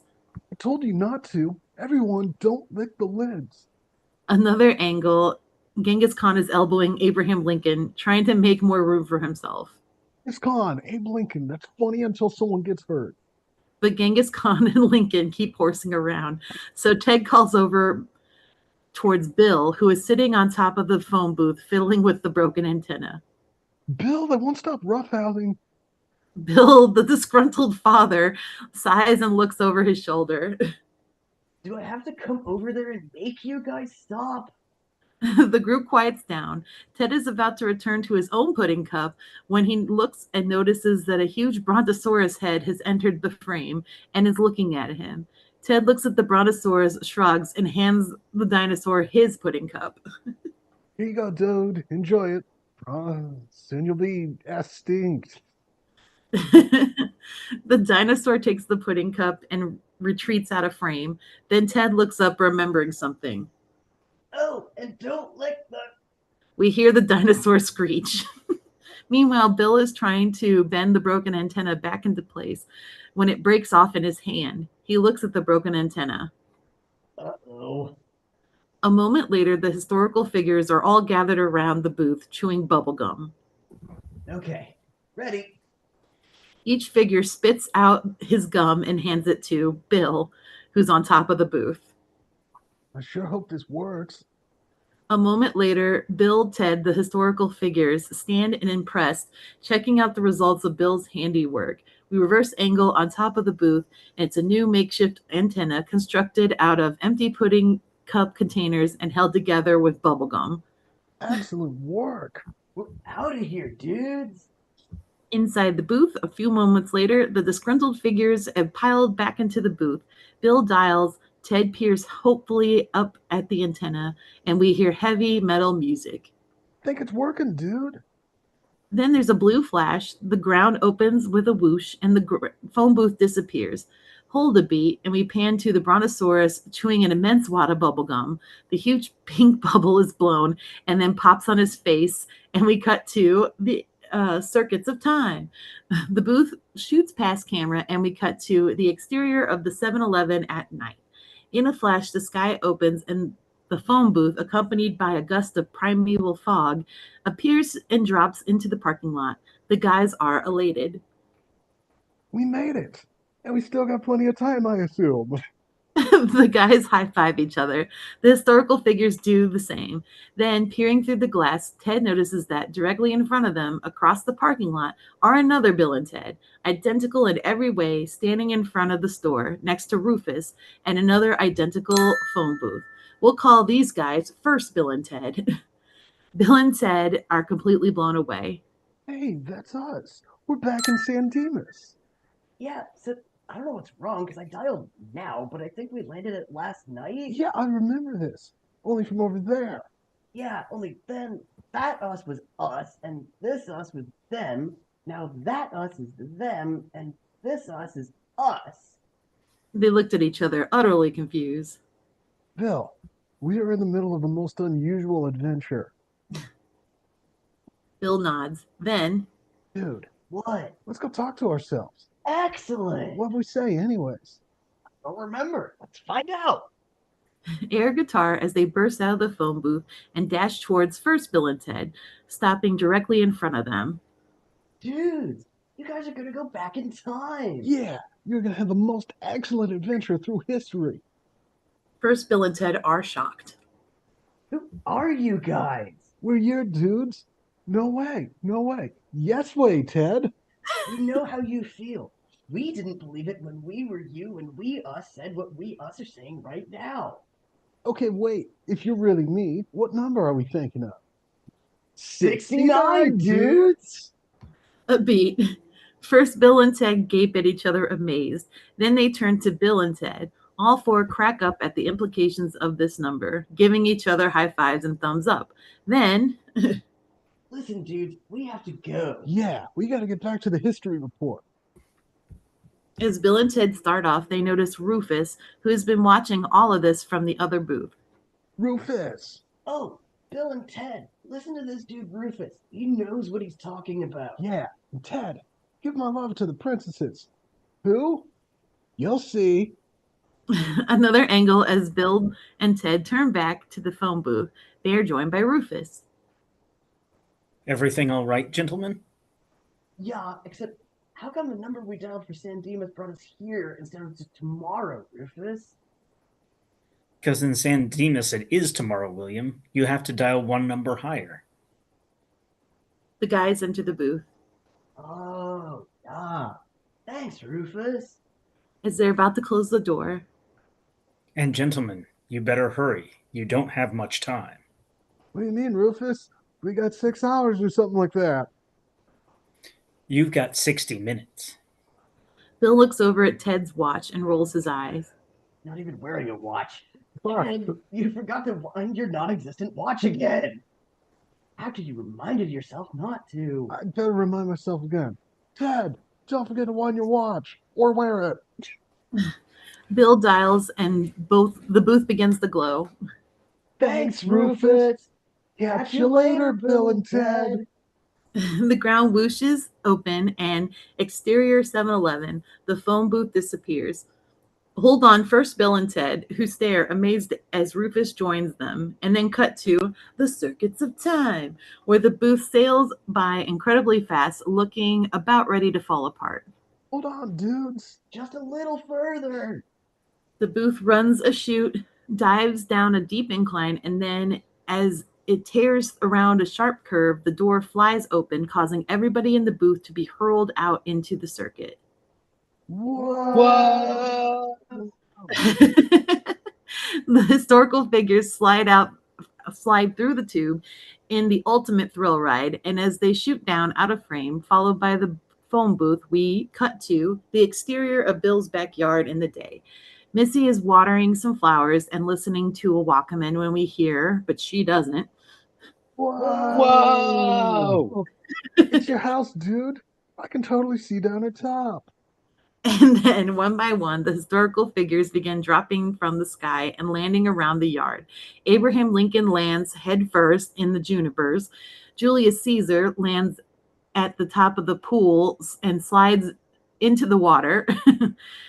Genghis Khan lands perfectly in a deck chair and crosses his legs. Joan of Arc lands and spins around in a hammock. John the Surf lands on the diving board, does a perfect double dip, and then lands on Caesar's shoulders in the pool.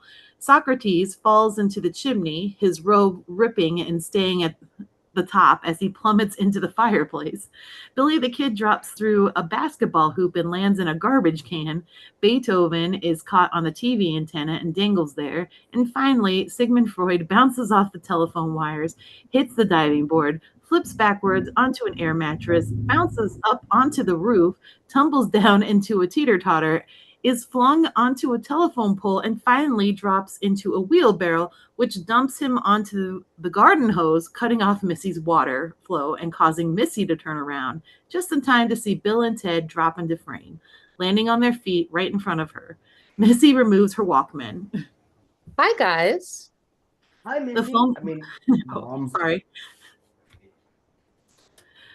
So Bill said hi to Missy, Mom. The phone booth lands with a crash right next to the guys. Missy looks at it. That's odd. Another angle, and Missy notices the bizarre assortment of historical figures who are variously climbing out of the pool, pulling themselves out of the bushes, hoisting themselves out of the garbage, etc. Mrs. Smith, we'd like you to meet some friends of ours. As the figures congregate before them. Yeah, this is Mike Caesar, Dave Beethoven, Maxine of Arc, and Bill looks to Ted for help. Socrates Johnson and Bob Genghis Khan and fucking Abraham Lincoln. It's nice to meet you all. There's Cokes in the fridge. And as she turns back to her watering. Mom, can you please give us a ride someplace? Missy turns back to Bill. She sets down the hose and sighs. What she's about to do isn't easy for her. Not until you do your surprise nutcake, Bill. Ew, what? Your father and I talked, and we decided we've been too lenient with you. But I gotta do a history report. Sorry, Bill. I can't take you anywhere until you do your chores. Bill is flabbergasted. He looks at Ted's non-existent watch. How are we gonna get all those chores done in time? Cut to. And honestly, this last whole part of the movie, I'm like, there's no way this was done in an hour. But anyway, cleaner is moving across the living room carpet. Pan up to reveal Sigmund Freud, who is pushing it around a couch. Bill enters frame and hands Freud an attachment to do the corners. Freud takes it, and Bill crosses to a window where Ludwig von Beethoven is spraying Windex onto the glass. Bill nods and gives him the OK sign. Beethoven smiles while pleased. Meanwhile, in the kitchen, Ted washes dishes and hands them to Joan of Arc, who dries them. Suddenly, Joan is struck by her own reflection in a plate. I can see myself. Modern detergent is most excellent. Ted leaves Joan of Arc and pokes his head into the laundry room where Abraham Lincoln is folding laundry, currently struggling with a full-size sheet. Ted grabs two of the sheet corners. You go, Abraham Lincoln. After helping Lincoln, Ted crosses to Genghis Khan, who is ironing Socrates' freshly cleaned toga. Socrates standing nearby in a pair of Bill's boxers. Excellent boxer, Socrates. Oh, careful, Genghis Khan, that iron's hot. Genghis Khan runs the iron over his hand. Bogus. We hear a sputtering sound outside, and Ted looks out the window toward the backyard, where Julius Caesar is being dragged around the lawn by an out-of-control lawnmower. He spins past the battered phone booth, then past John the Surf, who is skimming leaves off the top of the pool with a net. As John bends down to check the chlorine level, we are back in the living room where Sigmund Freud is now rolling around on his back, struggling to pull the squealing vacuum cleaner off of his beard. Oh my. Bill, looking at the clock, enters frame and clicks the vacuum cleaner off. Good work, Sigmund Freud. Missed a spot, Beethoven. Got it. Then Freud and Beethoven follow Bill into the kitchen, where Joan of Arc, who has dried off the dishes, is now sipping coffee while she watches a soap opera on TV. She gets up and follows Bill, Freud, and Beethoven into the laundry room, where Lincoln and Genghis Khan are helping Socrates into his newly pressed toga. They all turn as Ted, Julius Caesar, and John the Surf enter from outside, smiling proudly. Done. Cut to the driveway a few minutes later. The historical figures pile into Missy's station wagon. Sigmund Freud and Abraham Lincoln argue over who gets to sit up in the front seat. Sigmund Freud, you sit in back. Abe Lincoln has longer legs. Seconds later, the doors all slam shut. Where to, guys? The car takes off, and we are at the interior of the San Dimas Mall. Establishing shot. Cut to, which is an establishing shot. We cut to an escalator which deposits customers on the top level of the mall. Okay, this is the San Dimas Mall, and this is where people in 1987 hang out. Bill and Ted rise into frame, followed by the historical figures, who look back at the escalator in amazement. At the International Kitchens, Bill and Ted have seated the bewildered figures around a large table. Ted deposits Slurpees in front of them while Bill addresses the group. Look around so you can talk about it at the report. Ted and I will be right back as soon as we find Napoleon. Let's go, dude. We don't have much time. As Bill and Ted rush off, we hold for a moment on the historical figures. Then we shift to a wider shot. The figures remain clustered at their table, unsure of what to do. A few kids walk by, some parents too. Muzak plays. The figures look around the mall. They all look at each other. They sip their slushies, and then we cut to the interior of the school auditorium. Another group of figures, this one comprised of 16-year-olds in ill-fitting jackets, cardboard hats, wraparound sheets, etc., preparing for their reports. Another angle of Randolph, Ox, Buffy, and Jody, and they're dressed in relatively impressive Lincoln, Socrates, Marie Antoinette, and Joan of Arc costumes. They all look supremely confident. The gathered audience, which includes students, parents, and faculty, watches the first speaker, a faltering Napoleon, on stage. Mr. Ryan surveys the room. He looks over at a sign-in sheet, which lists next to each student's name their sign time slots. Next to Bill and Ted's name is listed at 2:45. Then Ryan looks up at the clock, which reads 2:10. Exterior of the Leopold Lamont Elementary School. At the same time, Phil and Ted, stupefied, stand over Deacon Carey and Daphne. You ditched Napoleon? Deacon shrugs. Carey and Daphne giggle. Deacon, do you realize that you have stranded one of Europe's greatest leaders in San Dimas? He was a dick. Ted looks at Bill, perplexed. A beat. How are we going to find him? Okay, wait. If we were one of the greatest generals in European history and we were stranded in San Dimas for one day, where would we go? The guys look at each other. Raging waters. Air guitar, and we are at the exterior of Raging Waters, aka Waterloo amusement park, and we cut to a pan down from the main sign that reveals a bunch of kids, all between the ages of 8 and 10, lined up outside the park. A mother counts heads. 3, 5, 8, 10, 11. 11? She shrugs and turns to the ticket window. 11 children, please. And as the group moves through the turnstiles, we see that Napoleon, tired, dirty, and disoriented, has wandered into the group of children and is now being funneled into the amusement park with them. Inside the park, moments later, the children, in their bathing suits, are lined up to go down the slide. They scoot down one by one, laughing and yelling. Then Napoleon, in an ill-fitting bathing suit, where did he find it, steps up the slide and looks down. He stands frozen with terror as the attendant steps up behind him. Come on, buddy, you're holding up the line. And he gives Napoleon a push, sending him flying down the slide on his belly, head first, eyes wide open.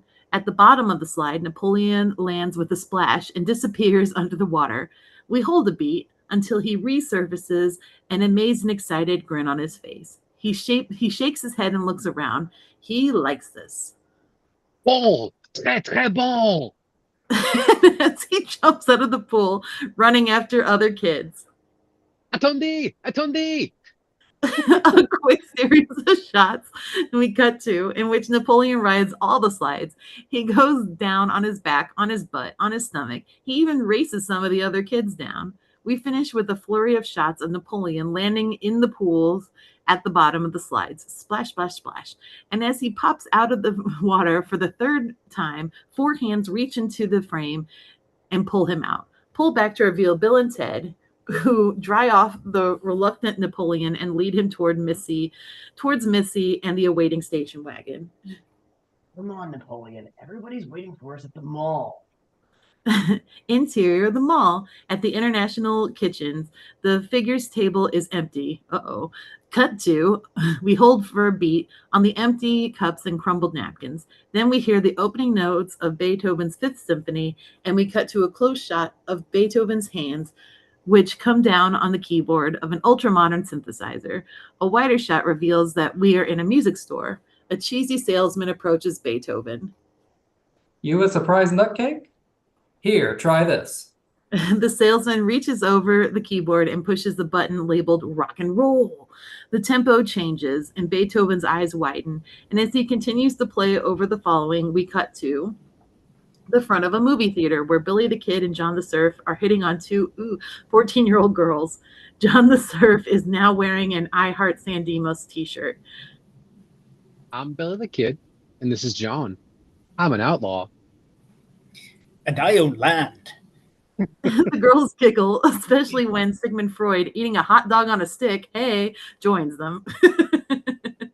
Hi, I'm Sigmund Freud. The girls giggle some more. You both seem to be suffering from a mild form of hysteria. You geek. And the girls get up and leave. Billy the Kid glares at Freud. Reginald. Reggie knew the surprise nutcake was happening. Way to go, surprise nutcake. Billy the Kid and John the Surf take off after the girls, leaving Freud. She's talking in her sleep, and I'm dying. Freud alone in front of the movie theater. He takes a bite from his hot dog, spilling mustard on his beard. As he turns to walk away, we see that someone has taped a "Kick Me" sign onto the back of his pants. Meanwhile, on the main floor, at a caricature booth, Joan of Arc is watching a cheesy caricaturist, my God, that's a word, do a ridiculous portrait of Julius Caesar. The drawing depicts a large-nosed Caesar on a surfboard with the name Julius broadly written across it. You got what I call a Roman nose, see? Joan of Arc attention is diverted by a couple of beefy men who walk past her and enter a health club. Inside the Beautiful Body Health Club, Joan of Arc enters behind the two men, intrigued. She walks into a weight room and observes sweaty, scantily clad men and women strapped to Nautilus machines, riding life cycles and lifting barbells. This scares her. She turns and exits onto an aerobics floor, where a class is in mid-session. The instructor steps up behind the dumbfounded Joan. Hey, loosen up. Life can't be that serious. And as the instructor begins to pummel Joan's shoulders, we cut to a row of public phones where Socrates is staring transfixed at a teenage girl. I've been looking forward to this part, who is talking into one of the phones. Sandy, I'm serious. This mega grimester is totally scorching me. Socrates, confused by this, picks up another phone and begins imitating the girl. Señores, isaga grimsoto sorchmimi. Upbeat. The girl stares at Socrates and a flash goes off as, in an old-time Photoshop, Abe Lincoln is photographed by a skittish, overweight high school kid. Okay, I need the Lincoln hat and the surprise nut kick back. I am Abraham Lincoln. Yeah, right. Come on, mister. Lincoln yelps as the boy tugs at his beard. A Oh, tussle ensues, and Lincoln breaks free, running out into the mall, where he runs into Genghis Khan. The photographer runs out after Lincoln, but retreats terrified when Genghis Khan raises his club and growls at him. thanks. Khan brushes it off with a casual grunt and then turns and enters a sporting goods store where he is drawn to a row of aluminum baseball bats. He picks one up, favorably comparing it to his wooden club. Then he looks behind him, startled, at a reverse angle reveals a mannequin of a baseball player with his bat poised, ready to swing. Khan cocks his bat and, with a savage yell, knocks the mannequin's head off. Behind him, two security guards run into the store, and as Beethoven rocks away on his Fifth Symphony, a crowd now gathering around him in the music store, we cut to the exterior of the San Dimas street, same time. The station wagon screeches around a corner en route back to the mall. Inside the station wagon, Ted is taking notes, and he's questioning Napoleon, who sits between him and Bill. Napoleon looks very relaxed. His face is sunburned, his hair is slicked back, and he wears a thick white layer of nose coat. Ted points to Napoleon's "I made a pig of myself at Farrell's" button. Okay, so you did not like surprise nut cake, right?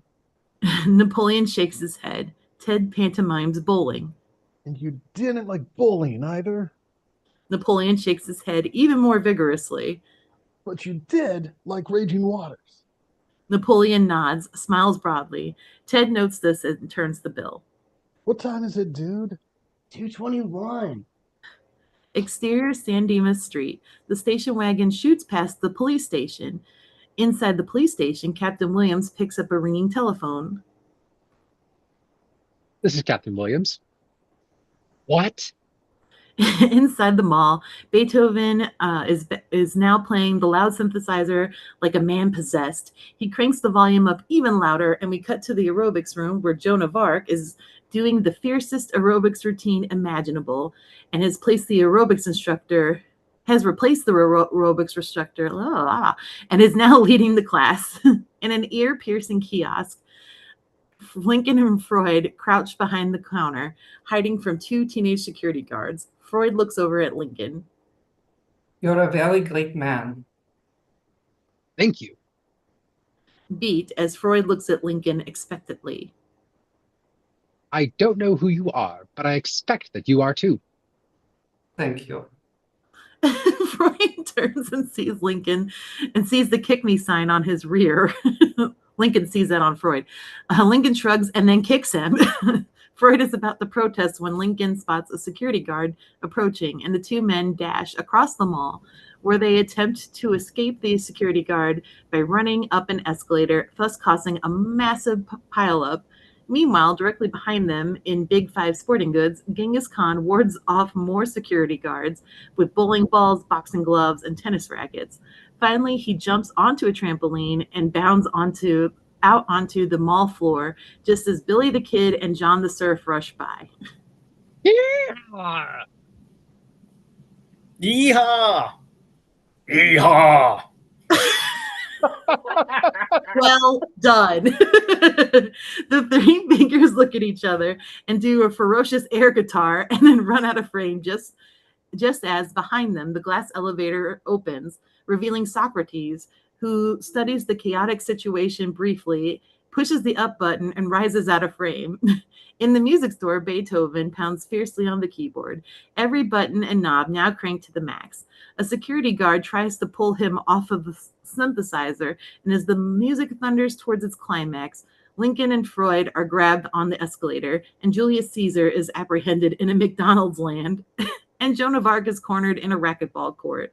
And Billy the Kid, John the Surf, and Genghis Khan rush onto an ice skating rink. What is this mall? Sliding toward more security guards, and Socrates rises into frame in the elevator, stepping off right into the grip of another guard. Then, as Beethoven hits the final resounding notes on his symphony, and is yanked away, we hear lots of sirens approaching, and we cut to the exterior of the mall moments later. The handcuffed historical figures are being led out of the mall and into awaiting police cars. Nearby, Captain Williams surveys the scene, walkie-talkie in hand, as the last figure, Abraham Lincoln, is loaded in. Let's get these crazies out of here. The line of police cars with the dumbfounded historical figures peering out the windows takes off. A moment later, the station wagon screeches into the lot and pulls to a stop. Bill and Ted jump out, spotting the departing caravan of police cars. Oh no. What are we gonna do now, dude? We only got a few minutes left, I think. Right. Cut to the interior of the school auditorium. Ox, as Socrates, is addressing the audience. He reads from a cheat sheet under his toga. Everything is different, but the same. Things are more moderner than before. Ryan watches. Behind him, the clock reads 2:32, which, again, how do they do this in 15 minutes? Meanwhile, in the police station, a flash goes off as Socrates' mugshot is taken. Then he is moved into a nearby cell with John the Surf, and as Beethoven is brought in to be photographed. Across the way is Joan of Arc in a holding cell with a bunch of prostitutes and bag ladies. A wider shot reveals that we are in the back room of a hectic, buzzing police station. Historical figures are being booked, photographed, printed, and locked up. Camera begins pulling back through the confusion, and soon we are in a questioning room where we catch a snippet of conversation between a policeman, Officer James, and Abraham Lincoln. Name, Abraham Lincoln, birthday, Mr. Lincoln. February 12th, 1809. Continue pulling back to another desk where Sigmund Freud is being questioned by a psychiatrist. Why do you claim to be Sigmund Freud? Why do you claim I am not Sigmund Freud? Why do you keep asking me questions? Freud smiles and strokes his goatee. Tell me about your mother. Continuing pulling back to a lineup room where Genghis Khan is lined up next to three other savage-looking punks. An employee from the Big Five points to Khan as we continue pulling back to the front room where Captain Williams is with the last historical figure, Billy the Kid. Oh, whoops. Empty your pockets. Billy the Kid pulls chewing tobacco, bullets, and 19th century money out of his pockets. Got any ID? Billy pulls out a wanted poster and proudly unrolls it. Anything else? Billy the Kid shrugs and pulls out a pudding cup. As we continue pulling back through the main door and out into the station wagon's parking lot, where after a moment, the station wagon whips in and screeches to a halt. Bill and Ted jump out. You go inside and talk to your dad. I'm going to scope the place out. Mom, please watch Napoleon. Napoleon smiles coyly at Missy as Ted rushes inside the station where he dashes over to his father. Dad. Captain Williams looks at Ted, fed up. Pack your bags, Ted. What? You're going to military school, Ted. But Dad. I don't want to hear it, Ted. But Ted, go home and pack your bags now. Captain Williams ushers Ted outside the door, or toward the door, above which a clock now reads 2:37, and forces him outside where the door closes behind him. Bill rushes up. How'd it go? Dad, our historical figures are all locked up. My dad won't let them out. Only we had your dad's surprise nut cake. Ooh. We could steal his keys, but he lost them 2 days ago.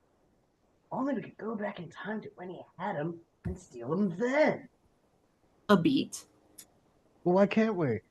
Because we don't got time. We could do it after the report. Bill's eyes Yes. light up. Hey, good thinking, dude.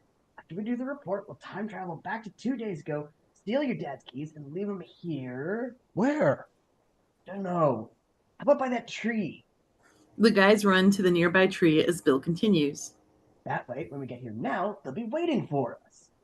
He looks behind the tree, and sure enough, a set of keys is lying in the grass. Bill proudly picks it up.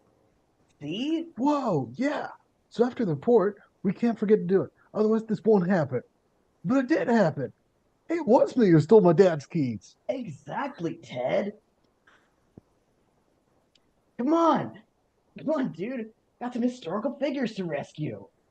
And the two of them sprint toward the police station door, stopped at the top of the stairs to look back at the station wagon where Napoleon is still smiling at Missy, casually attempting to put his arm around her by faking a yawn. Mom, will you please bring the car around back? Missy nods and starts the car as the guys head to the station, where they enter the front room and crouch near the wall, out of view of Captain Williams. How are we gonna get past my dad, dude? You got a tape recorder at home? Yeah. Okay, gotta remember to get the tape recorder, set a timer on it for Bill looks at a clock. It reads 2:39. 2:39. Got it? Got it. What should I say on it?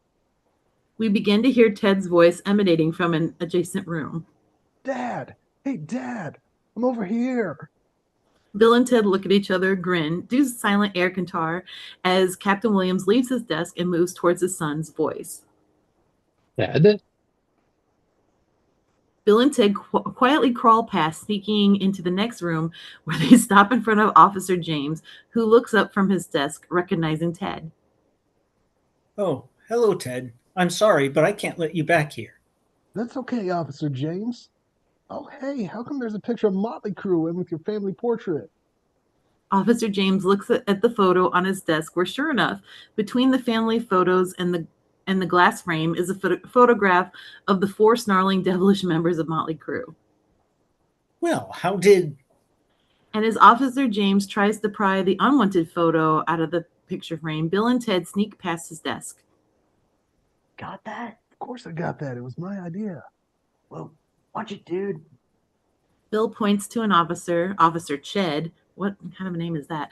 But Ted brushes it off. Oh, he's okay. He's my buddy. Hi, Ted. Hi, Officer Ched. The guys walk past him, and Ched goes back to his work. Remind me to do something nice for him. As Bill and Ted pass, Officer Ched opens a desk drawer, and much to his delight, pulls out a pudding cup and a spoon. Hey, a pudding cup. He smiles as he cracks it open. Meanwhile, Bill and Ted are now crawling toward the back room. Dude, check it out. Ted points to the side of a desk where the Wild Stallion's insignia has been drawn. Under it is a note. Dear Bill and Ted, good luck on the report. Sincerely, Bill S. Smith, Esquire, and Ted Theodore Williams. That was nice of us. Bill looks closely at the note, noticing an addendum. Whoa, look. P.S. Duck. The guys do just in time to see Officer Logan now, which is, wow, interesting. Walking past, his eyes narrowed suspiciously. He continues on out of the room. The guys breathe a sigh of relief and check the coast. I think we're all clear except for this cat that keeps attacking us. Let's go, dude. The guys hurry across the floor toward the cells where the historical figures, mixed in with bums, derelicts, and hookers, nice, all bark up and see Bill and Ted grandly crossing towards them with the keys. Ted moves to the back window while Bill begins to open the cell doors. Meanwhile, in the front room, Captain Williams has finally spotted the jabbering tape recorder. Now that you're finally listening to me, Dad. Captain Williams fiercely turns the recorder off. All of a sudden, it comes up again. Something I want to tell you. Captain Williams spots a second tape recorder placed a couple of feet away. Not a failure, Dad. I'm not ignorant. I'm not selfish. And I'm not. As Captain Williams reaches for the recorder, Dad, don't turn this off. I'm not done. but Williams turns the machine off. Ted's voice resumes yet again from a third tape recorder. Told you not to turn it off, Dad. Listen, I'm gonna pass the test, and we're gonna start our band. Williams, livid, turns and storms back into the station. Hold on the tape recorder, which continues running. Way to go, Ted. We stalled him. What else do I say? A beat then. And now, opening for Iron Maiden, Wild Stallions. Air guitar as the tape runs out. At the cells, the historical figures are now crowded by an open window. The ladder ready? There is no ladder. Don't tell me we forgot the ladder. Remember the ladder. Remember the ladder. Remember. Ted, it doesn't matter. It's not there now. We're not gonna do it, so you don't gotta remember. I don't gotta remember? Excellent. Ted does air guitar as Bill turns to the historical figures. Great people. As time is of the essence, I must ask that we all work together so we can get down to the car. Billy the Kid, please show the others how to make a human ladder. As Billy the Kid starts to climb out of the window, we cut to Captain Williams striding through the station to the back, where Bill is giving a boost to the final historical figure, Sigmund Freud, when Ted turns around and freezes, seeing... Ted, just what in the hell do you... Bucket. Remember a bucket. Bucket? What the... Just then, a bucket drops onto Williams's head with a clang. On the front of the bucket are the words, Wild Stallion Rules. William staggers around trying to remove the bucket from his head, hollow curses ringing from within. Sorry, Dad, but we gotta get to our history report. About to leave, Ted turns back. Oh, I found your keys. And as Ted places Captain Williams's keys on top of the bucket and turns towards the window, we cut to the school auditorium where Randolph, as Abe Lincoln, is just finishing his speech. The clock behind him reads 2:44. And so, in conclusion, I find that San Dimas is a nice place to visit, but I wouldn't want to live here. Randolph smiles as the audience applauds. Mr. Ryan scratches Bill and Ted's name off the sign-in sheet. He shakes his head and crosses to the front of the auditorium, where he gives a supportive nod to the gloating Randolph and steps up to the podium. Good report, Randolph. Good work, class. Since we're short one report, we'll be finishing a little early today.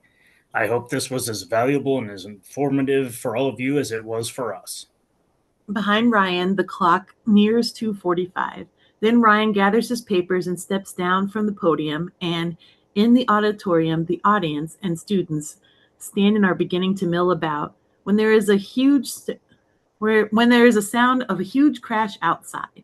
Tires screeching, tire cans tumbling, voices yelling. Exterior of the high school, the car skids to a halt in front of the school. Bill jumps out and flings open the doors. Thanks for the ride, Mom. As the excited historical figures begin to file out and mingle around, Bill darts towards the auditorium. Ted joins the historical figures and begins organizing them like a first grade teacher. And we cut to the interior of the auditorium. Students, parents, and faculty members look around. Just then, just as the clock hits 2:45, Bill bursts inside out of breath. All of them turn toward him as he collects himself and faces Mr. Ryan. In the auditorium, there's a nervous laughter and whispering. Mr. Ryan, we are ready with our report. Bill, I think you should go see the principal. Mr. Ryan, we have our report. Snickers from Randolph and Ox. People slowly turn and sit, amused and curious. Okay, Bill, where is it? Bill clears his throat and gestures towards the door in a beat. My distinguished colleague, Ted Theodore Williams, Esquire, will now bring in our report. Outside the auditorium, Ted moves down the line of historical figures, giving them each a final look. He smooths down Genghis Khan's hair, straightens Lincoln's coat, picks a bit of hot dog out of Freud's beard. Freud whispers something to Ted. Yes, Sigmund Freud, you do look very nice. Inside, Bill, still gesturing toward the door, is beginning to feel a little bit uneasy. People begin to giggle. Ryan shakes his head, and Randolph and Ox smirk. Ted! And finally, the doors open, and Ted proudly enters. Ladies and gentlemen of history, please come in single file in chronological order. Then Ted motions the door, and in the auditorium, there's utter silence as the historical figures begin to file in. Every jaw in the class, including Mr. Ryan's, drops as Abraham Lincoln, Sigmund Freud, which is not chronological orders, Napoleon Bonaparte, and all the other great historical figures led by Bill and Ted parade down the aisle. Some of the students look down at their own makeshift costumes as the true historical personages grandly march past them, forming a line at the front of the auditorium. On stage, Bill and Ted proudly step up to the podium and face the audience. Bill nods to Ted, who steps forward. Mr. Ryan, teachers, fellow distinguished classmates, surprise motherfuckers. It is indeed a pleasure to introduce to you to tell us what they think of San Dimas, the San Dimas mold, raging waters, and other elements in modern life. Some of the greatest human beings who have ever lived. And Freud, I guess. Sure, him too. He probably brought cocaine for everyone. And on the packed audience's absolute astonishment, we slowly dissolve to the report. A brief montage, the following should flow together and overlap fluidly. A selection of historical figures addresses the class. Some use a chalkboard, others are soft-spoken, yet others gesticulate wildly and thrash about. Yikes. Those who can speak English. Joan of Arc speaks quietly in French. Bill stands beside her, coaxing her along. Freud holds a hot dog on a stick, pontificating grandly. My God, the words. Abe Lincoln reads from his Gettysburg Address envelope. Julius Caesar, surprisingly nervous, can't think of anything to say. Some of the other figures laugh at him. In line, Genghis Khan tries to cut in front of Lincoln, but is rebuffed. And as it goes on, the report becomes more and more of a discussion. The figures agree, disagree, urge each other on, interject respectfully, etc. Most of them seem to be enjoying themselves. Some open pudding cups, ding-dongs, etc. And by now, the room is jammed with literally hundreds of people, all of whom watch in total awed silence as Napoleon, tanned and smiling, comes to the end of an animated account of his adventures at Raging Waters. He finishes, and Ted leads him back into the line. The audience continues to watch in total stunned silence, and Mr. Ryan's jaw hangs open. Randolph and Ox stare, awed and humbled. Captain Williams rushes in, stopping in his tracks when he sees Bill and Ted in total control of the rapt crowd. Ted steps out for the final introduction. That's Now, Ted, not Bill. last speaker, one of the greatest presidents in American history, Mr. Abraham Lincoln. Lincoln steps out of line and moves towards the podium where, with a supportive nod from Bill and Ted, he turns toward the audience. On behalf of my colleagues, I would like to say thank you to Bill and Ted for this wonderful adventure. Bill and Ted beam as the historical figures all nod assent. And I would like to close what I feel is a fitting coda to all that you have just heard. Lincoln looks to Bill and Ted, who grin proudly. Be excellent to each other and party on, dudes. Hold for a moment on the silent, awestruck audience, and then we cut to the interior of the San Dimas High School gym that evening. The prom is in full swing. The gym is decked out with flowers, banners, and romantic lighting. Couples in formal dress dance to rock and roll music. At the exterior of the gym, it is about 7 p.m. and the sunset sky is a beautiful deep blue. After a beat, we hear music and the sky opens, and along with some miscellaneous debris from history, the phone booth appears and drops right in front of the gym. The booth, charred and blackened, appears to be on its last legs. Its makeshift pudding cup antenna looks to be about ready to fall off. Bill and Ted, wearing tuxedos, their boxers coming out of the back, step out of the booth, and they both look tired and weary. We put everything in the right place at the police station? Yeah, I think so. Oh, we forgot the ladder. That's okay. Good work anyhow. Bill looks at Ted, who now staring at one of the several couples passing by on their way to the gym. We traveled through time. We met lots of great leaders. We got an A+ in history. We broke the Guinness Book of World Records for most people in a phone booth. And we still don't have prom dates. Sorry, dude. Looked all over England for them, but they weren't there.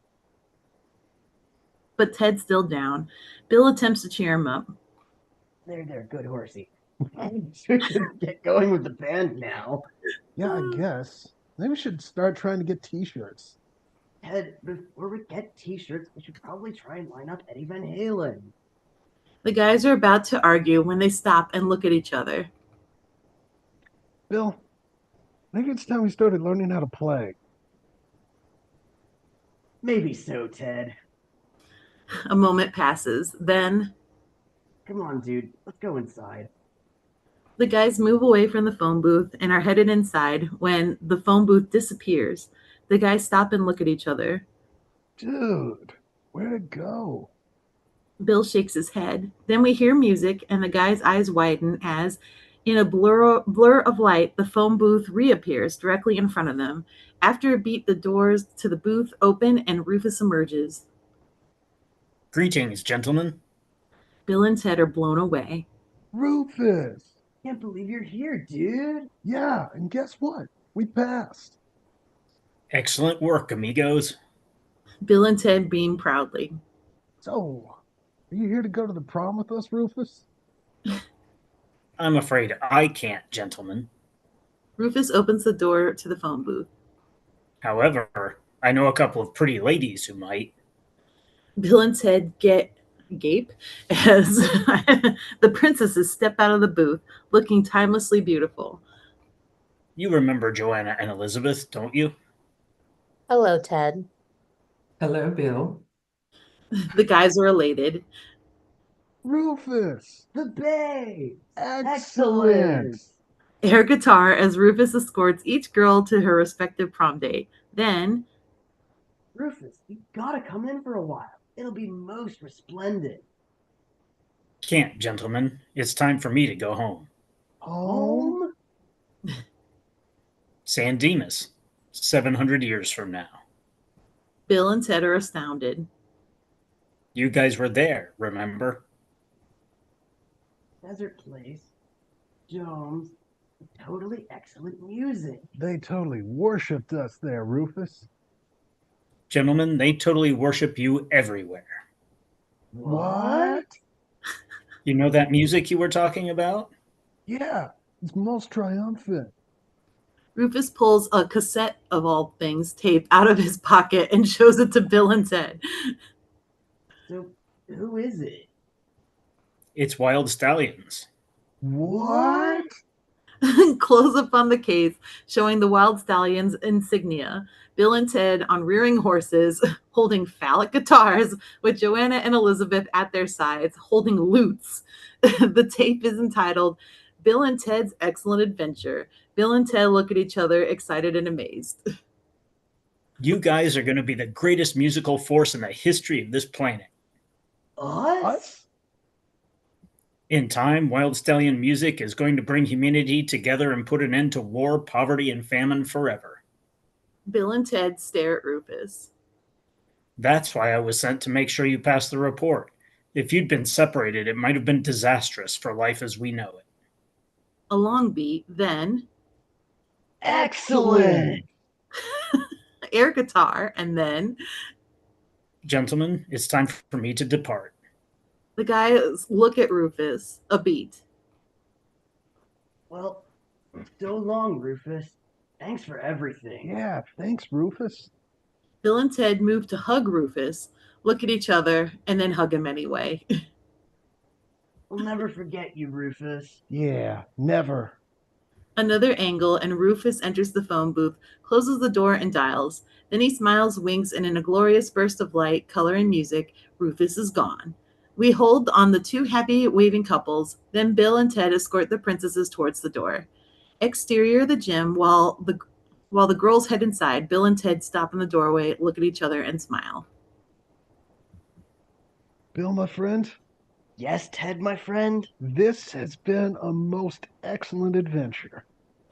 Bill and Ted raise their arms aloft, and as they clasp their hands together in undenying friendship, we freeze frame and dissolve to the interior of the great dome. Close up on Rufus, we hear tumultuous applause, and then after a beat, a beautiful glowing gold medallion is placed around Rufus's neck.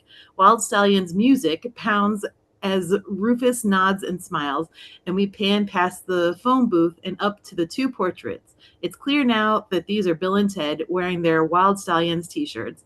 We also see the quotes in under the portraits: be excellent to each other and party on, dudes. And as we hold on to the two portraits with the quotes underneath, we freeze frame, air guitar into soundtrack music, fade out, the end. All right, everybody. Well done. So I'm glad that if you're watching, thanks for coming to our 4-year anniversary. If you have a moment, please donate to the medical funds for Dan Cook, our wonderful Bill. We see a kitty, which is always exciting. So again, thanks to Bill / Dan Cook. Thanks to Ted Theodore Williams, which is weird, played by Luke Seckington. Thank you to our Rufus, Nick Benioff, our wonderful Freud here, Andrew Wasson, with all the accents. Thank you to Miss Raya Shea playing all the ladies for us. And thank you to Sean Watson, our Abraham Lincoln, Billy the Kid dad. And I was Ginger, your hapless narrator. So hopefully, I'm sure we'll be back soon with another read. So pay attention to our Facebook group and our YouTube, and we will see you next time.